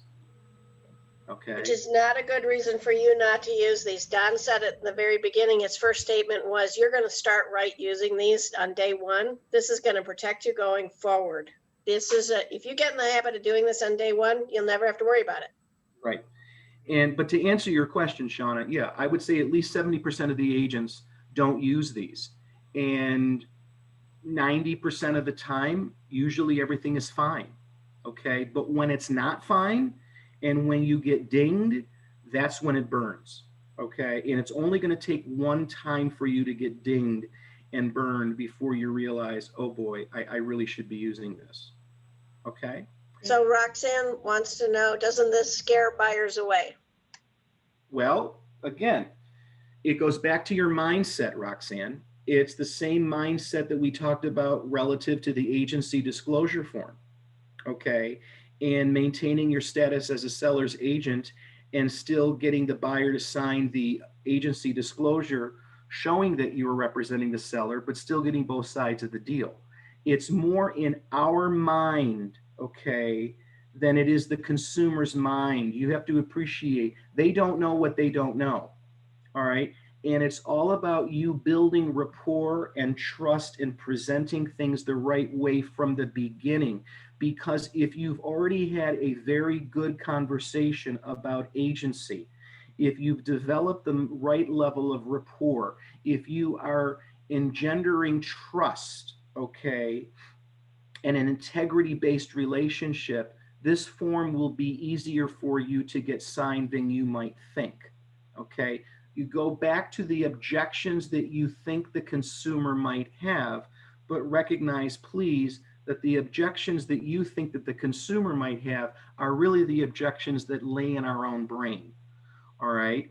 And the primary objection that might be in play is the one that we talked about with Shauna's question with respect to time frame. Well, I don't know that I want to be locked into somebody for 6 months. Okay. What happens if you and I don't gel? Okay, fine. Well, then why don't we do 3 months? Okay, well, 3 months is, too long. Okay, how about a month? You know what, Don, at the end of the day, I'm just really not comfortable signing this. I completely respect that decision. This is the way that I work. And if you're not comfortable signing the document, I completely understand. But this is the way that I work. So if you don't want to sign it, then I suggest that you find another agent. One of the things that I say to clients, they give me that objection is I ask them if they go to work and they make a salary or a paycheck at the end of the week or in 2 weeks' time. The answer is invariably yes, right? I say, do you like to know how much money, do you like to know that you're going to get paid when you finished your work? You go to work, do you like to get paid at the end? They say, yeah. I said, well, the only way that I know I'm going to get paid is I get paid at closing. I'm going to work with you and help you to achieve your goals. And all I'm asking is that when I've done that, that at the end I get paid. Does that seem fair? I have never had anyone say no. Right. Never. That's great. I also do this. Okay. Do you see this dollar bill? Everybody see this dollar bill? If someone says to me, yeah, I'm just really not comfortable signing this, you know what, Roxanne, I completely understand. Let me tell you how I get paid, okay? Unlike the majority of the professions that are out there, I put out all of the work product before I get paid. I could be working with you for a day. I could be working with you for 6 months. I could write one offer. I could write 15 offers. I don't get paid until the deal closes.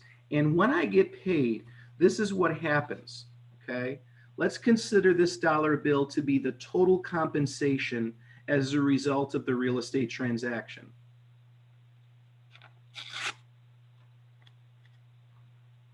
Half of that goes to the other broker, okay? And then I have to take my half and I have to split it with my brokerage. Okay. And then I have to take my half of that and I have to pay taxes on it. All right. And then I have to take out my expenses. So at the end of the day, that's what I'm left with. I always have a dollar bill in my pocket just to handle that objection. And if you do it in a non-snarky way, okay, the visual of that is readily apparent. And here's the other benefit and the strength of that visual. Every time you physically rip that and then rip it again, you have to see your own dollar in your own mind. And you have to ask yourself, if after going through this explanation, I still have a roadblock with this person, are they worth your time? This is a mindset question, okay? And at the end of the day, and I realize I use that phrase far too many times. I wonder how many times a day I use the word at the end of the day. But anyway, at the end of the day, you need to learn the power of no. And you need to learn that from the beginning. You need to understand your value proposition and to be able to demonstrate that. Okay.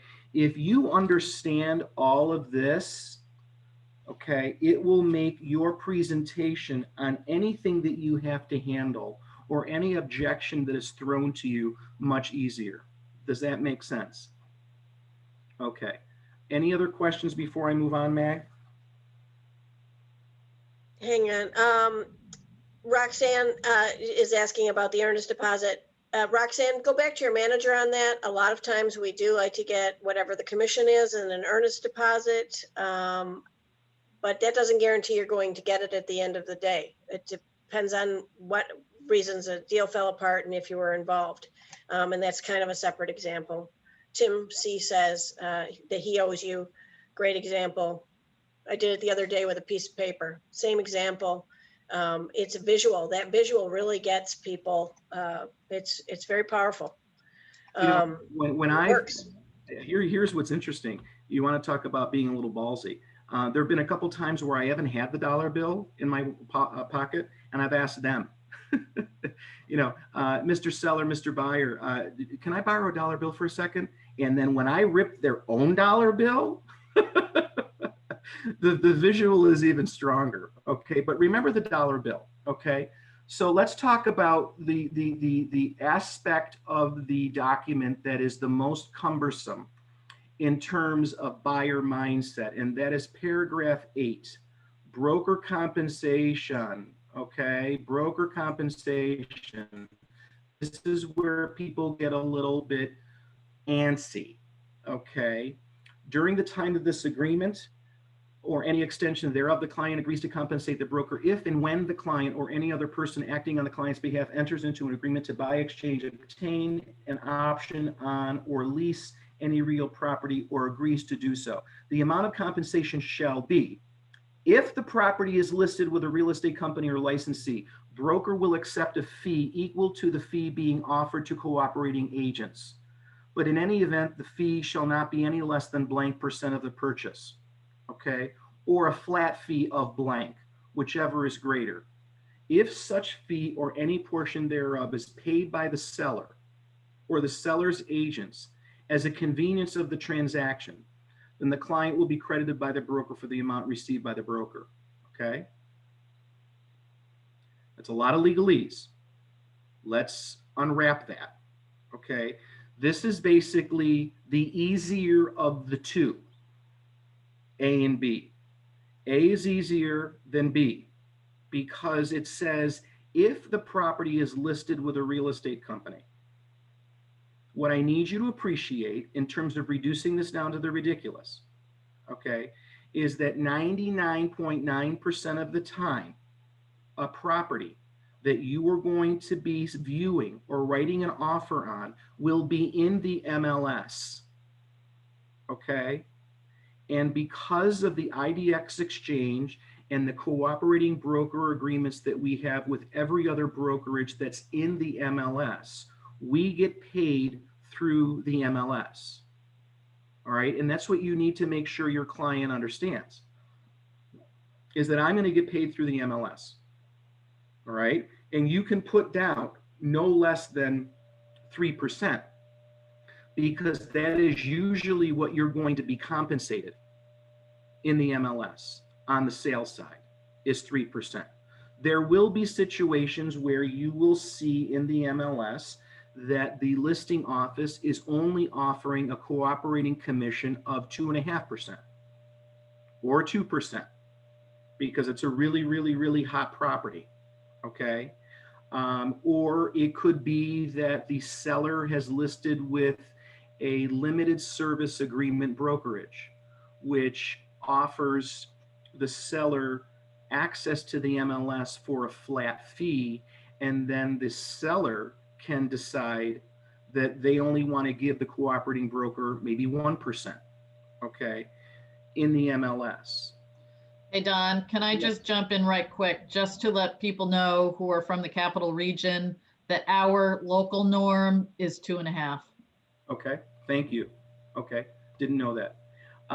Whatever your local norm is, that's what you put into this paragraph, okay? Your local norm is 2.5%, put in 2.5%. Your local norm is 3%, it's 3%, okay? The rest of the paragraph says that if the MLS is giving out anything less than the local norm, then the buyer agrees to compensate the buyer's broker the difference. That's what it says. All right. I only want to get into what it says right now, because then we're going to talk about the more important aspects of this. Hey, Don. Yes. So I just have a quick question. During my 75-hour licensing course that we were taking, they kind of steered against this. In B, it says, a fee of X% or a flat fee.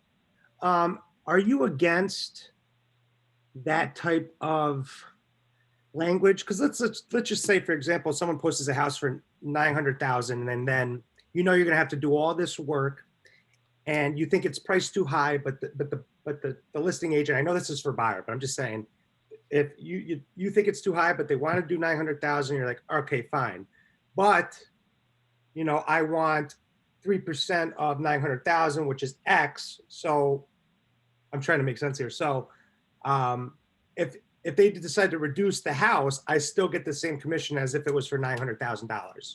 No. I mean, is that uncommon? No. I understand what you're saying. You're agreeing to be paid 3% of whatever the sales price is. Yeah, I get it. Okay. Yeah, but I'm saying is that you put on B here a flat fee. So when I was in the live entertainment business before this, right? I would get a flat fee for $3,000, but if they sold over a certain amount, I got extra money. Well, that's what this document says. I mean, you could do a flat fee of $4,500, okay?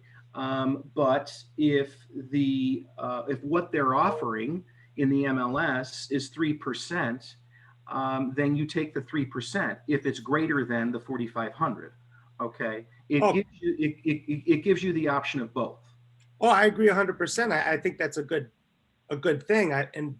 But during my 75-hour course, it didn't seem like that was a good, or it just didn't seem like it was a good method. That's all. But I've used that in the past for other contracts. Okay, I mean, I don't know. I'm just asking. No. It's a good question. I've only used the percentage. I've never put in a flat fee. Yes, yeah, that's it. Because I want to be paid what the normal standard is in my region, and I'm explaining to my client what the standard is and how we arrive at that standard and how I'm actually getting paid. I'm getting paid by the seller, okay, according to the MLS. But in reality, who am I being paid by? This is the mindset that you need to appreciate. Yes, I'm being paid by the seller through the MLS, but who is really paying me? It wasn't a rhetorical question. The buyer. The buyers, exactly. The buyer's really paying me because that's the flow of the money. Yes. If you follow the money, it's easier for the buyer to understand. Yeah.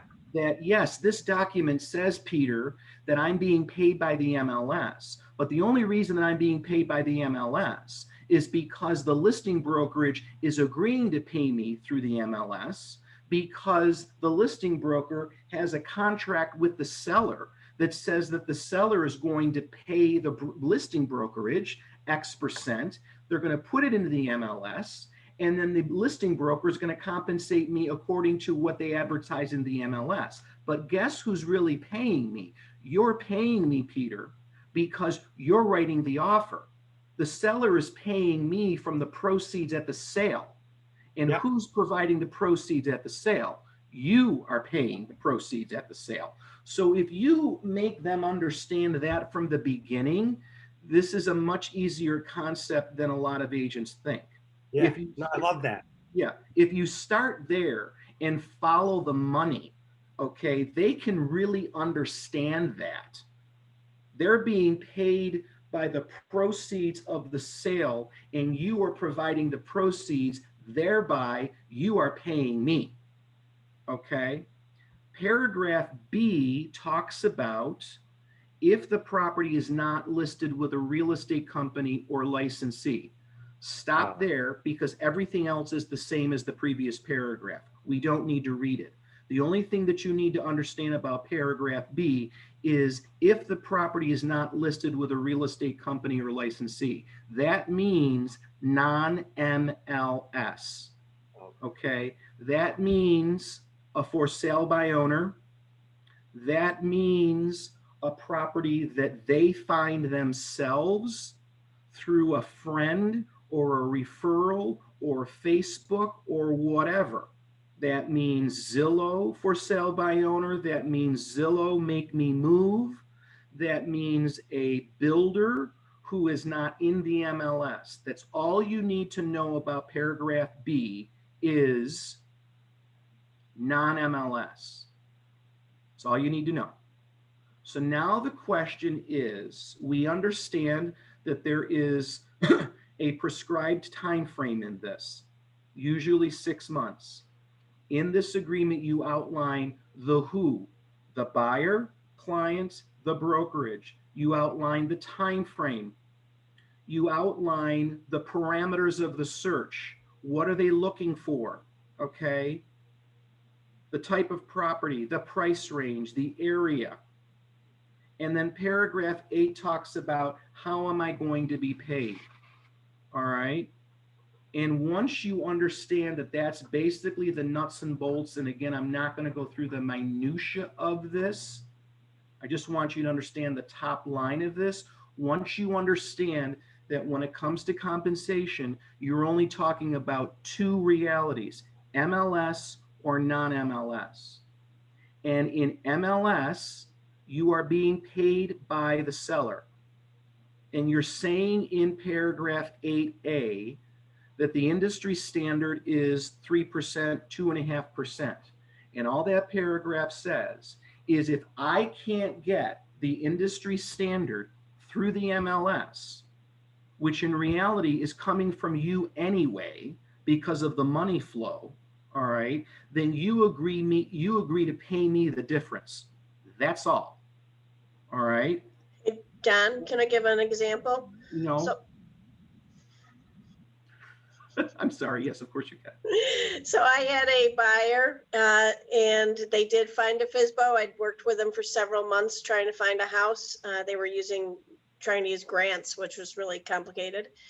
At the end, when they bought the FSBO, we'd had this conversation. I had an exclusive right to represent. And we had that conversation. I talked to the seller. The seller said, no, they weren't willing to pay me my commission. I went back to my buyer and said, okay, this is what I brought the contract back out and showed them what we had signed. I asked the seller if it was okay if we inflated the price so that he could mortgage my commission for my buyer. And I hadn't done that to that point. So, and then he would pay me for the proceeds. The seller would pay me from the proceeds of the buyer. The buyer would pay, but it's going to be built in the mortgage. Buyer said, absolutely, I want to pay you because he believed I had done my job. He felt I had done my job and he wanted me to be paid. He didn't have to take it out of his bank account. He was able to put it in the mortgage. So, so that's always a possibility. Yeah, that's a great possibility. That is a perfect example of what could happen. But now that we understand the nuts and bolts of this, okay, who is in the contract, the buyer, the brokerage, the term of the contract, 6 months, which can be negotiated down to 3 or a month. And then remember the dollar bill, okay? And then the parameters of the search, okay, which we talked about, the what, okay, the how. And now in paragraph 8A and 8B, we are talking about 2 realities. 8A is MLS and 8B is non-MLS, okay? Non-MLS. This is what I want you to do, and this is what I want you to think about, okay? And this is what I say to my buyers all of the time. If you've already had the conversation with them about the flow of the money and follow the money, and that at the end of the day, they're paying me anyway, start there and then talk to them about this. 99, it's all about, and Maggie knows I love this term, it's all about reducing it down to the ridiculous, okay? And if you remember anything that we talk about with respect to exclusive buyer agency agreement, just remember that. Reduce it down to the ridiculous. And here's how you do it. Okay, Peter, we talked about the fact that you are in essence paying me anyway because of the money flow, all right? The document says that in paragraph 8A, if the property's in the MLS, I'm going to get paid through the MLS. Okay. In 99.9% of the time, I'm going to get paid through the MLS. So we don't even have to worry about this, okay, or really belabor this point, okay? We're talking about 1% of the time where we will find a property that is not in the MLS, whether it's a for sale by owner, or it's a builder, or you find your own property, or I find you, which will happen more likely. I will find you a property that is not currently on the market. How will that happen? Because I'm a freaking awesome real estate agent. And in a seller's market, one of the things that I do, and this is God's honest truth, I personally did 13 sales side transactions last year out of 27, okay? Out of the 13 sales side transactions that I did last year, 4 of them were off market. They were off market because I found them. I found them because I had a client tell me, okay, after a month or two, you're all circling around the same neighborhood and nothing's available. Why don't you let me send a letter to that neighborhood on your behalf, telling them that I have a ready, willing, and able buyer looking to buy a piece of property on your street. I had 4 of those last year, okay? And in that situation, Peter, you're agreeing to pay me. That's all. And you're only agreeing to pay me the exact same amount of money that you would be paying me if the property were in the MLS anyway. We're just having a conversation about it. That's what this document is. This is merely nothing more than a piece of clarification. Okay? But again, stick with the numbers and the percentages. 99.9% of the time, I'm going to be paid through the MLS. By you, but through the MLS. I love that. I just thought of that, literally. By you, but through the MLS. Paragraph 8 talks about the fact in the 0.01% of the time where I'm going to find something for you that's not in the MLS, okay? Let's say if it's a for sale by owner. So now we're in that 0.01% of the time that it's not in the MLS, and I'm going to find a for sale by owner. In my experience, after doing this since 1997, more than 97% of the time, the for sale by owner will agree to work with me. And they will work with me at the 3%. So that's done.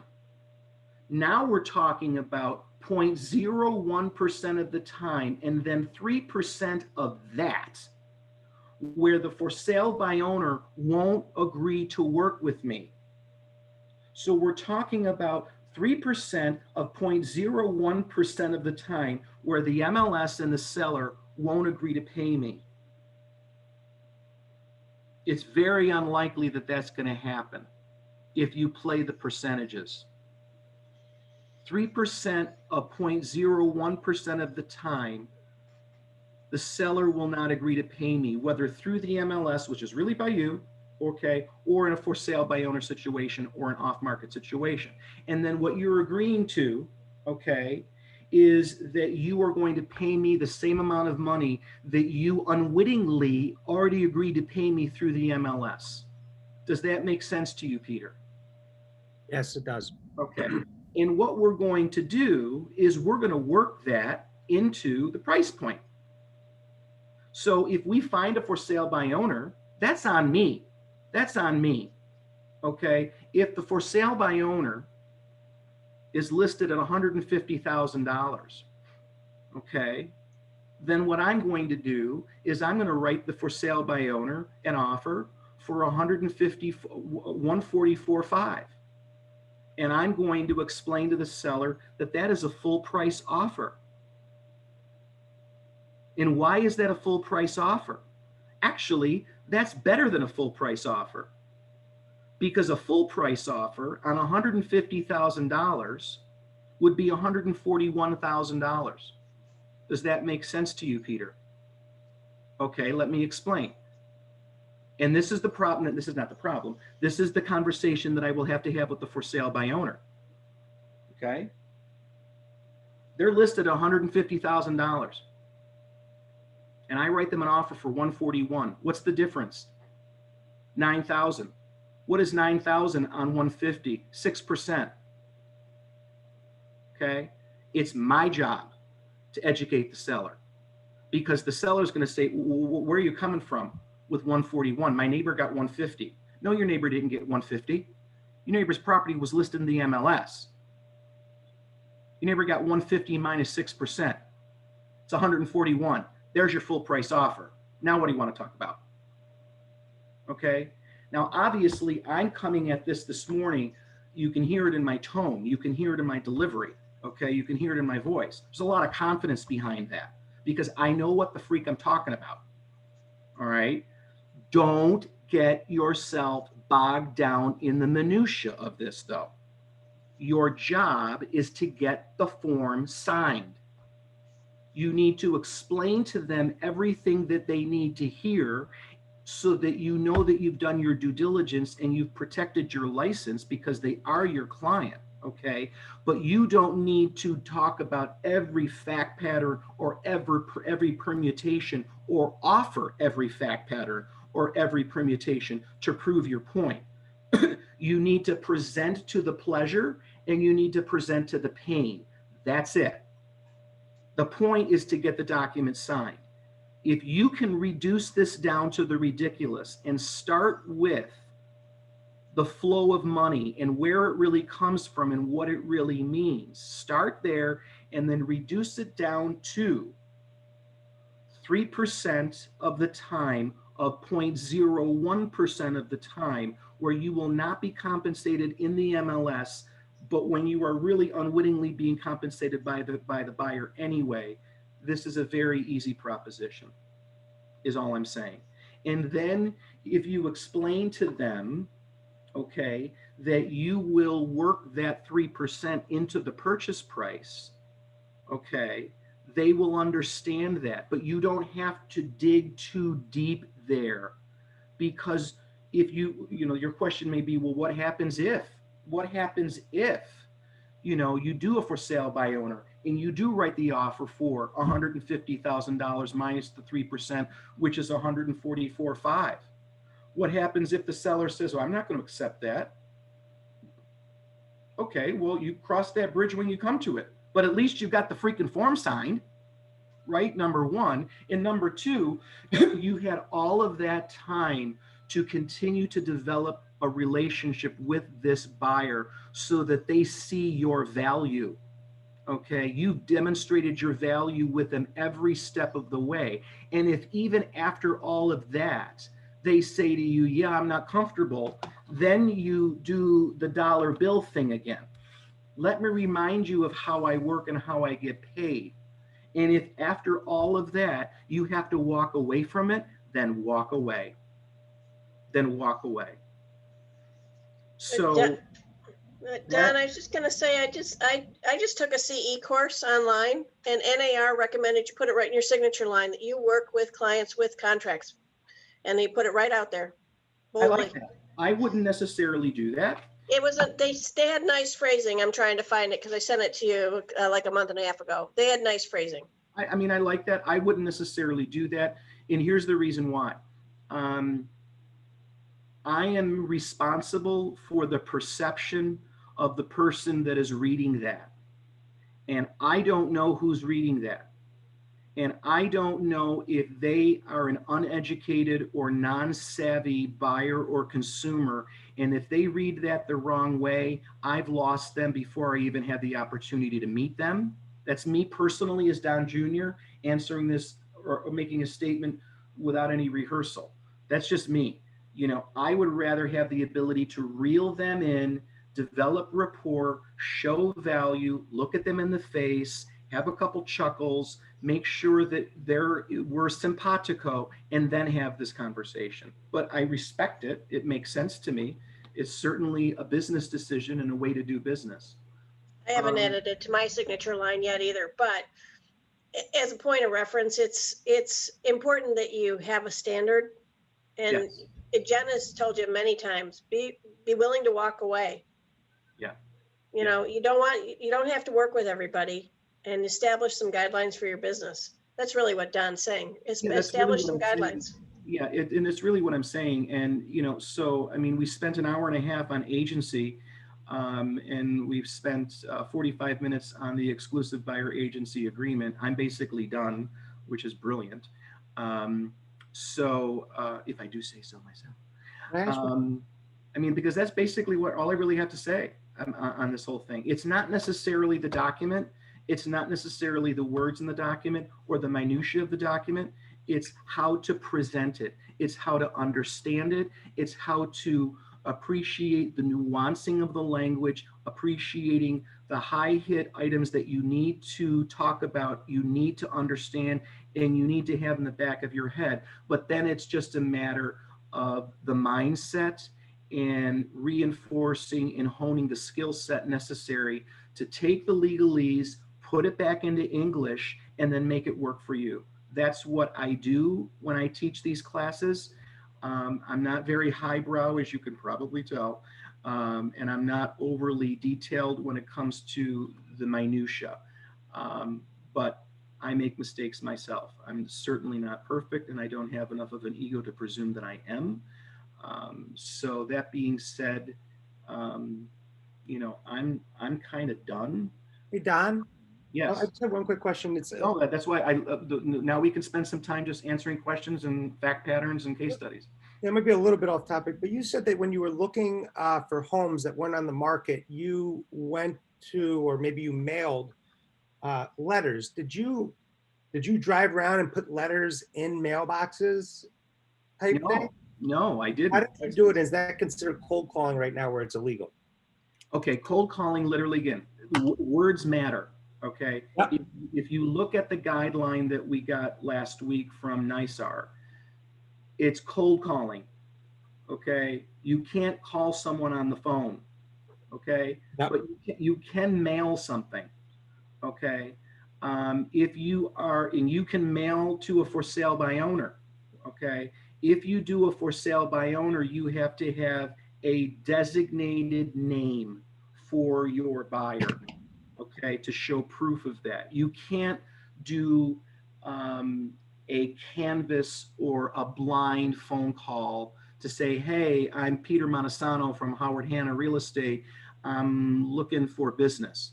But could we do a blind, it's called flyer distribution into people's mailboxes? You could. Because, hi, I'm Pete Montesano. I am a real estate agent.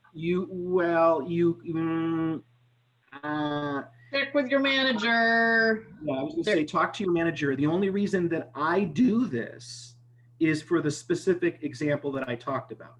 Yeah, I know, I get it. Yeah. But I mean, and honestly, so let's talk about that too.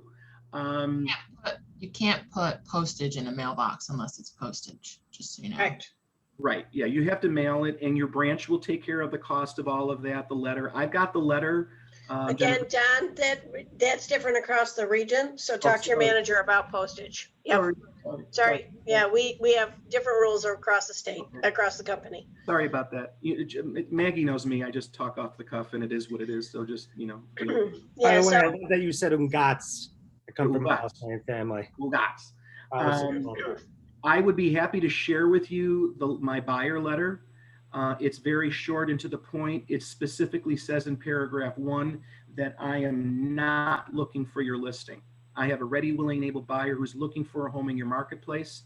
If you have anyone, and again, so when I presented this to my buyer client, I've done it not necessarily out of a sense of desperation, in as much as I want to continue to show the value that I bring to the equation. And when they realize that I'm willing to do this for them, and then I make them part of it in terms of I give them homework. So Pete, you know, I'm willing to do this for you. Here's how it works. You need to go home tonight, look in your search, and give me 5 or 6 neighborhoods. And I'll go ahead and mail them. I don't care if it's 100, 500, whatever it is. I'll go ahead and mail it out. Okay. Now Pete may come back and say to me, well, aren't we basic? Let's say that someone takes you up on your offer. Okay. Aren't we basically writing them a blank check? You know, because the seller could take the attitude, wow, you know, sure. I mean, If Pete wants to give me $250,000 for the house, I'll sell it. My answer to Pete is, yeah, that could happen. Okay. Here's what I can guarantee you, however. First of all, you could say no. I'm not interested in the house at $250,000, but I would rather give you the ability to control your own destiny than be a passive reactor to the marketplace. Let me create the marketplace for you. All right. That's value added, dude. When you can say to a client, and this is why I'm going way off script here, but this is all strategy and negotiation and value proposition. If I can demonstrate my value to my client in this kind of a market by creating the market that, but for me, it wouldn't exist for my client, I've already done my job. And I've said to them, you know what? You don't want the house for $250,000? Don't buy the house. We'll move on. But here's another thing that I guarantee you, Pete. You're not competing with anybody else. You may have a seller who says my number's 250. Okay. Well, if I can show you that $250,000 on that house on that street after we've written 3 offers in the same geographical area, and you were willing to pay $15,000 more than what was being asked, and you lost it anyway, you saved yourself $15,000. You see what I'm saying? It's all about the mindset and promoting the value of what you bring to the equation. Can I just jump in and say, I'll tell you a sad story, interesting story that happened to an agent in one of our Saratoga offices. And this was several summers ago. This was pre-COVID, but he had an appointment at a for sale by owner house because he did have a buyer who was looking for a property. Had like a 6 p.m. appointment. As he's walking up the front steps of this home, these 2 realtors were coming out of that house, and they sort of waved and as they were passing each other on the front stoop. So our agent goes in, and the homeowner, the potential seller for sale by owner, said, "Oh, I just had another realtor in here with his buyer looking at the house." And our agent didn't say anything, but basically the moral of the story is that agent who was leaving with that other agent was acting. It was a female other agent acting as a potential buyer. Mm-hmm. That is called lying, and it's not something any of us will ever, ever, ever do. You have to always have a bona fide, ready, willing, and able buyer. Peter, it happens, and it's sickening, and the consumer doesn't know. Yeah. So anyway, that's a true story from two summers ago. Sadly. It goes back to when I teach so we're going to talk about the purchase. You guys are going to be with me for 2 more sessions, so sorry about that. Yes and no. Some of the Eastern New Yorkers may be with Steve Staples doing the other paperwork, but we'll figure that out. Okay, we'll tell Steve I said hello. He's a great guy, by the way. Loudonville, right? Yeah, okay. Well, I do teach the purchase and sale contract class for all of Howard Hanna, and I teach it for the experienced agents. I teach it every month. You're welcome, if you found this to be enjoyable, you're welcome to join that session. I open that session and I say it over and over and over again to Jennifer's point. As an agent, you are going to be constantly walking a fine line between being a zealous advocate for your client and developing a reputation in the industry. Okay. And believe me, people talk, people know, it's a small community. So if you think that you're going to have a short-term gain by doing something fast and furious down the middle with a little bit of 3-card money street action, okay, it's going to come back and bite you in the butt. All right. And you will then be forever known as that guy. Okay. I pride myself on having 25-year relationships with agents in my area, so that when I say to Danielle Clement, here's the deal, Danielle Clement knows that when Don Jr. says it, that's the deal. But you will come across agents in your region, okay, for whom they have a reputation where that cannot be said. And you are going to have to bob and weave and navigate yourself through that with your mentor and or with your branch manager, okay? I will end this by saying what I said sometime in the beginning. Never let your business be dictated by the incompetence of another. And simply because you're newer, don't let someone who may be more seasoned than you try to steamroll you down, okay? Don't let that happen. You got into this business for a reason. Trust your intuition, trust your gut. If it smells rotten, it's rotten, okay? And know that you have the full support of your manager and your mentors and your trainers and your office mates to keep you guys not only thriving, but flourishing. You can have a lot of fun with this business. It's a lot of freaking work. It's just a lot of work, okay? But you're with the right company, with the right support, and you're not alone. So does anybody else have anything for me? Questions, comments, thoughts in terms of what we discussed or other anecdotals? I have a Shauna? question.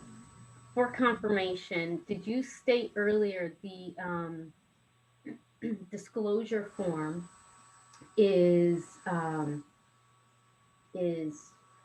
protects the, no, I forgot how I wanted to word my question. The disclosure protects the buyer. You represent the buyer. It's stating that you represent the buyer. And then the agency form sort of secures you that you know you're representing them contractually. Okay. That you got the nuts and bolts of the question. And Okay. again, you're not a lazy agent. You're a newer agent.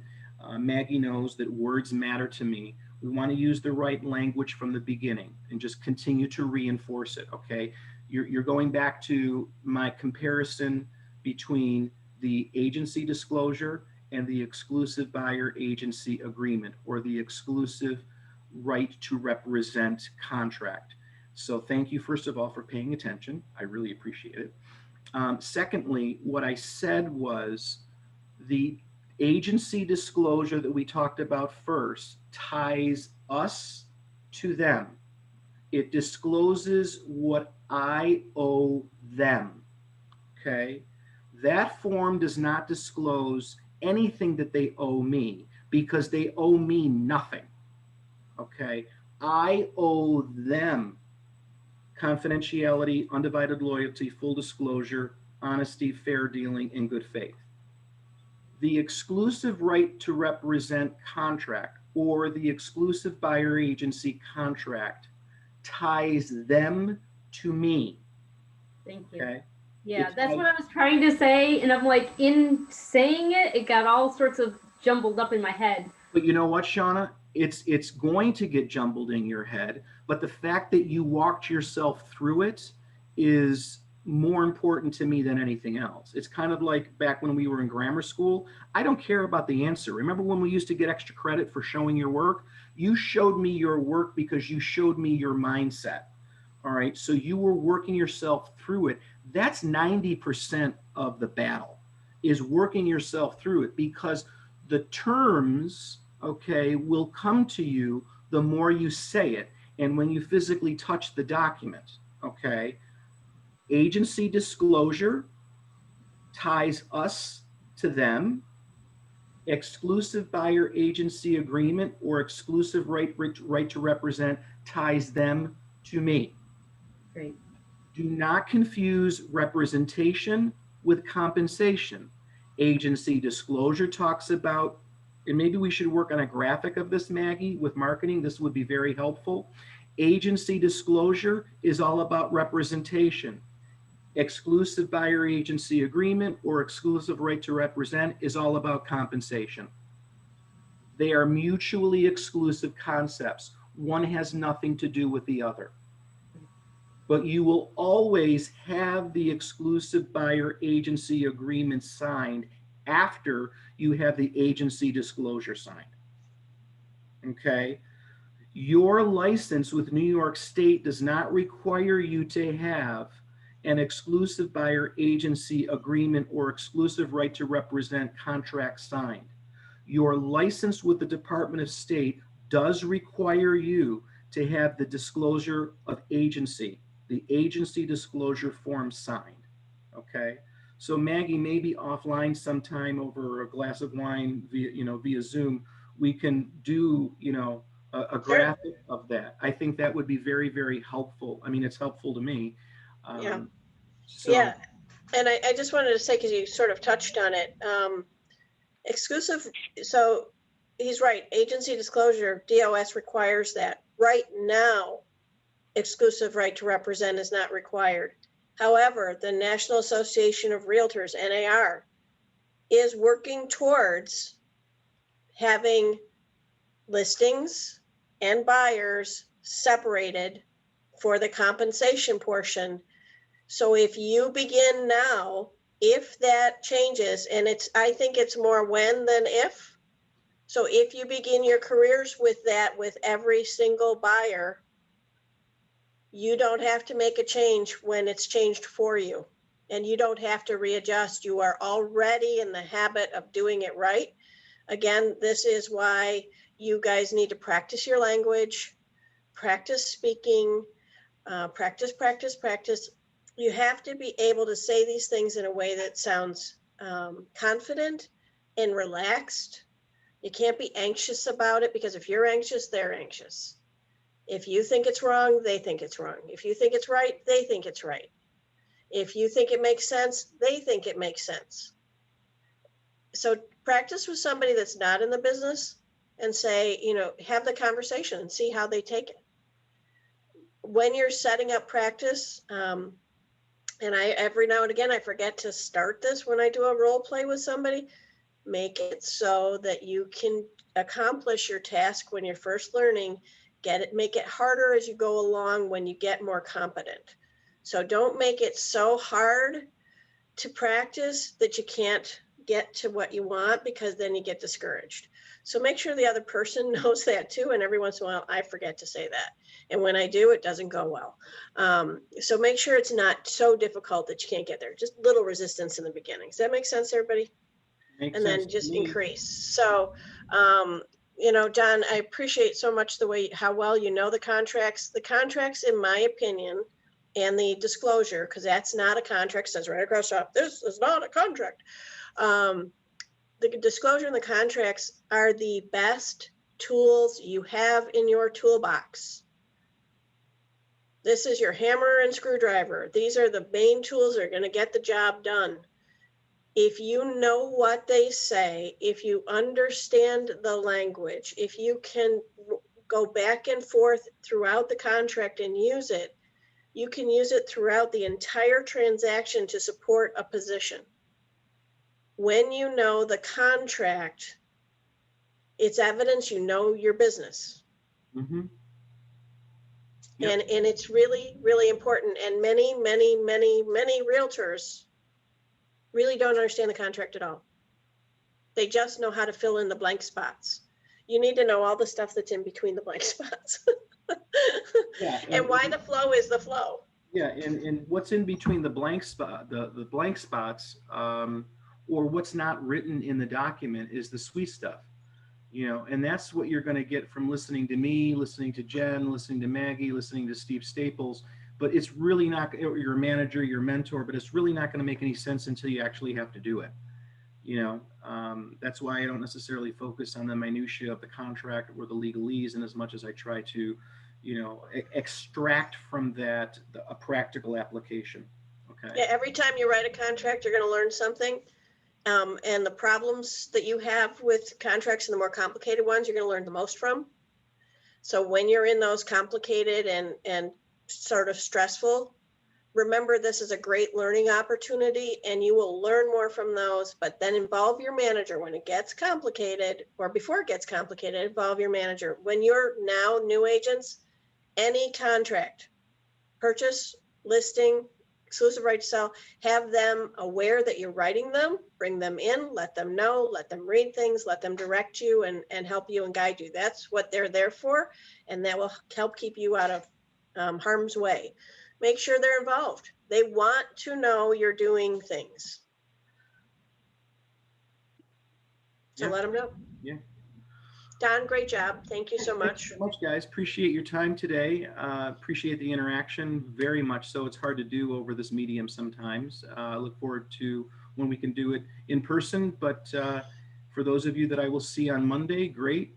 For those of you that I will see next Thursday, great. And for those of you that I won't see, good luck. Thanks, Don. All right. Thank you, Don. Thank you. All right, Thank so you. we were supposed to spend another amount of time doing role play. In lieu of that, because I think people are fried, contracts are tough. Do you have any questions, comments, concerns about anything that's been going on that we can answer for you? Because we have a few minutes to do that. If anybody has any questions, any comments, any concerns. I do. Yes, Kevin. So I've been calling lots of contacts, calling people every day, and I have like a couple buyers and a couple sellers, and I guess they're kind of in a warm situation. They're not really hot to trot just yet. We've only spoken on the phone. I've followed up my phone calls with other phone calls, and I've usually reached a voicemail, and I followed those up with text messages. So we're not really at a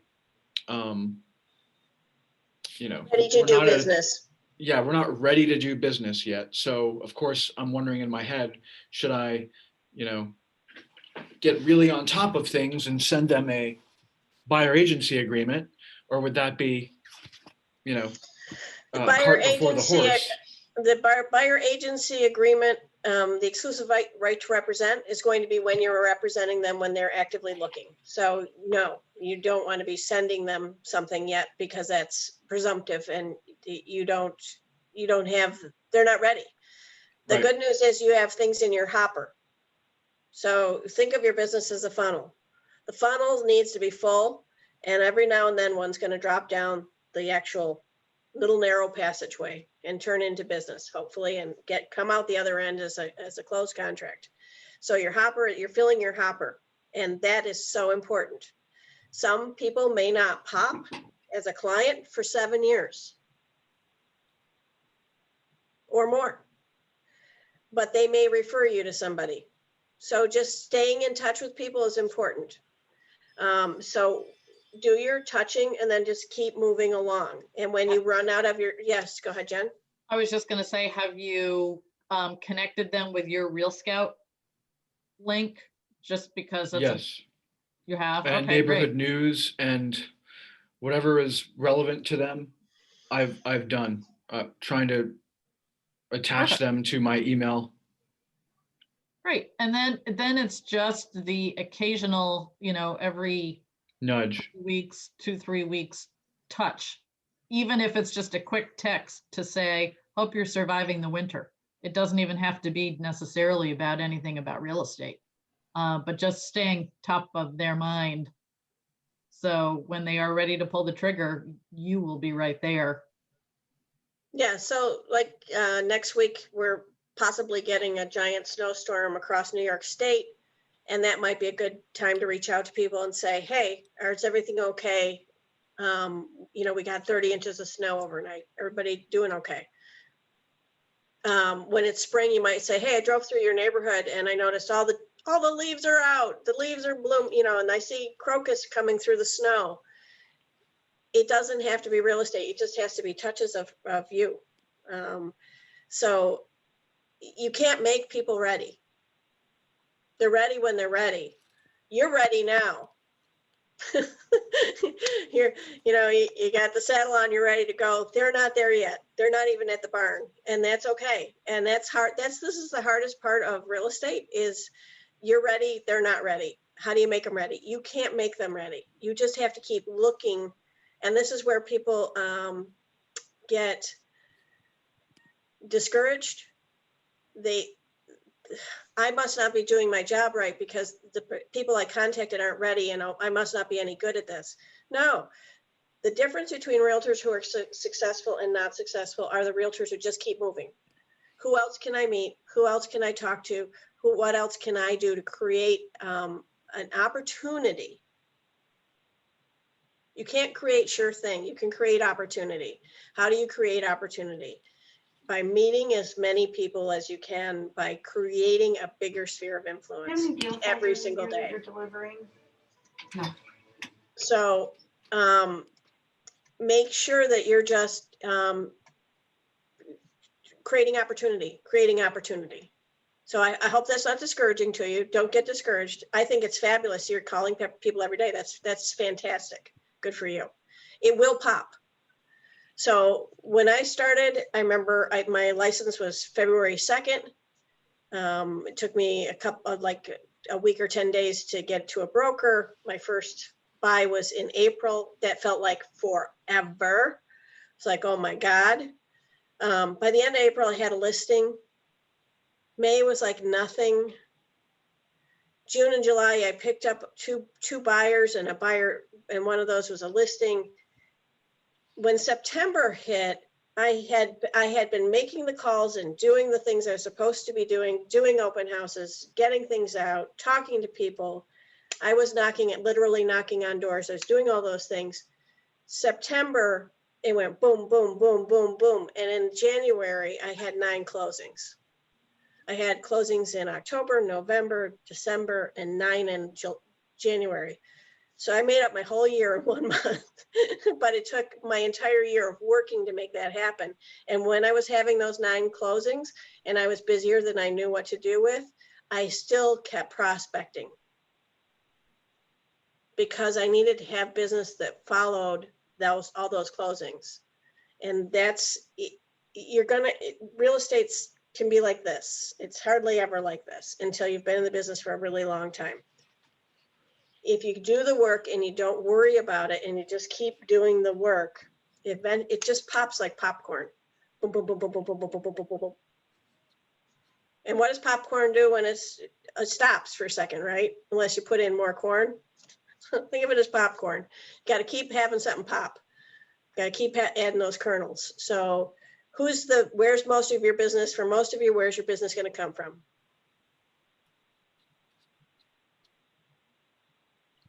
For me, it's phone calls. Donna, sphere. It's going to come from your sphere. And so you've got to have a sphere. And for 1% of you, it's going to come from an unknown source. That was me. Whatever. It's always been the way it's worked for me in every business that I've ever done. Jen? And don't forget, even in these COVID times, to see if your office does phone duty. Because that could be a potential, and open houses in whatever form they're doing. Kevin, have you looked into that yet? Actually, I'm still trying to do a virtual open house. I did go to a house that was vacant, and I just checked it out myself and walked around, practiced the central lock, opening and closing that with the app. But I'm still trying to get do a virtual Zoom. And I actually bought the hardware for that too, so that I could do it when I need to do it. I got a gimbal so that I can study the phone and whatnot. Does your manager know that you've made that effort and had that expense? Yes, in fact, I mentioned it on a Zoom call yesterday. Okay, great. Bug your manager to say, hey, I'm ready, willing, and able, and chomping at the bit to get in front of people. And definitely your manager will help you get up and running. If they see you doing the work and putting the time in, you're going to go to the top of their list to help. It's the no-show agents who are brand new, and they're like, man, I'm not chasing them. I'm not going to chase you people who are at your kitchen table in your pajamas watching reruns of NCIS. Don't do it. So if your manager sees that you are putting the time in, they're very willing to help you, and maybe partner you with somebody who has already had great success with virtual opens. And if you're in a real small office, talk to your manager about reaching out to a manager in a big office just to get more exposure. Just don't do it without your managers knowing about it.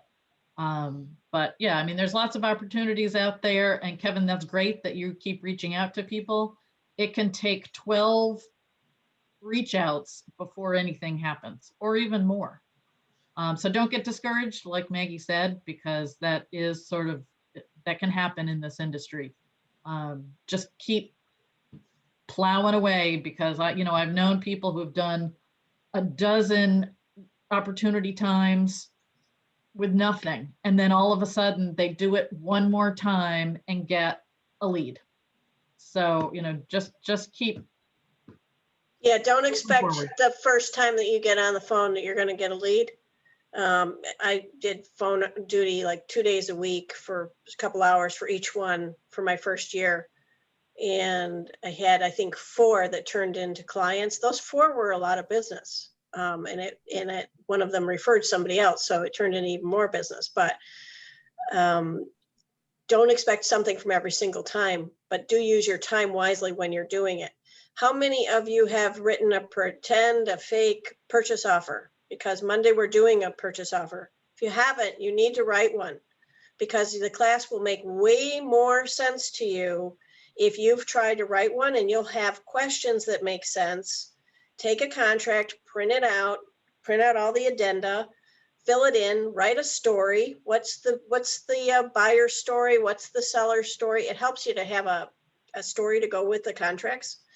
Write them out and have them ready by Monday, those purchase contracts. By Thursday, have a listing contract done. Use a house that you know, anyone's house that you know, or a house that you've been in or spent a lot of time in, use the tax records, fill it out as much as you can. Highlight what you didn't understand. Circle, write notes on it. These are yours. We are not trying to prove, oh, you don't know what you're doing. We're trying to show you, you actually know way more than you think you do. And 2, you cannot understand a contract if you're just hearing about it for the first time and you haven't walked through one. So it is for your benefit for you to fill out that purchase contract fully by Monday. And where you can't fill it out because you don't understand, highlight it. Say, I didn't understand what this meant. And make sure you write down a list of your questions, because that helps you get through that class in a meaningful way rather than it just going. So we want it to sink in. We don't want it to fly over your head. Does that make sense? All right. Any other questions, comments, concerns? I just want to jump No. in for those people in Eastern New York. I do have Steve Staples, who is our manager in Loudonville, on deck to teach. He's a great guy. The global contract, which it's specific to the capital region. Or Don will be doing the Rochester one. He also has a copy of the Buffalo contract, so he'll be able to speak to that as well. So the guts of the contracts are basically the same, regardless of where you go in New York State. But I just thought maybe it would be nice. So anybody who's in the eastern part of New York, anybody can choose which class to sit in on for contracts, as long as you show up to one.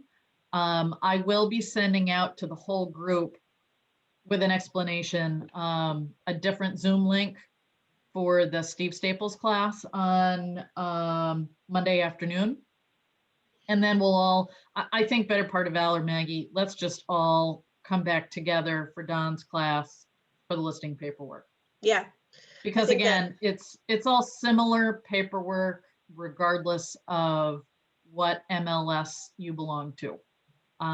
So Shauna? Yes, so the order might be a little different. Some questions might be worded a little differently, but the context is the same. Shauna? Yeah, for that listing paperwork, are we going to be going over the, I don't even know what it's called, the New York State Alliance of MLS, so the paperwork? He'll touch on it, but we won't go over it. That could take a whole day by itself. Yeah, I was gonna say, I stumbled with that one, and then the property disclosure, that the sellers fill out and complete. You know, is that something that we're gonna be going over? We're going to touch on all the addenda. We're going to go through the contracts. We're going to touch on the addenda we most often use. So the PCD will be discussed. Okay, And the MLS, that's best done honestly with your admin. Sit with Okay. your admin and get into a tax record. When you're doing your listing paperwork, I would like you to fill out the MLS data sheet, because here's the thing. It's cumbersome. It's a big document. There's a lot of check marks.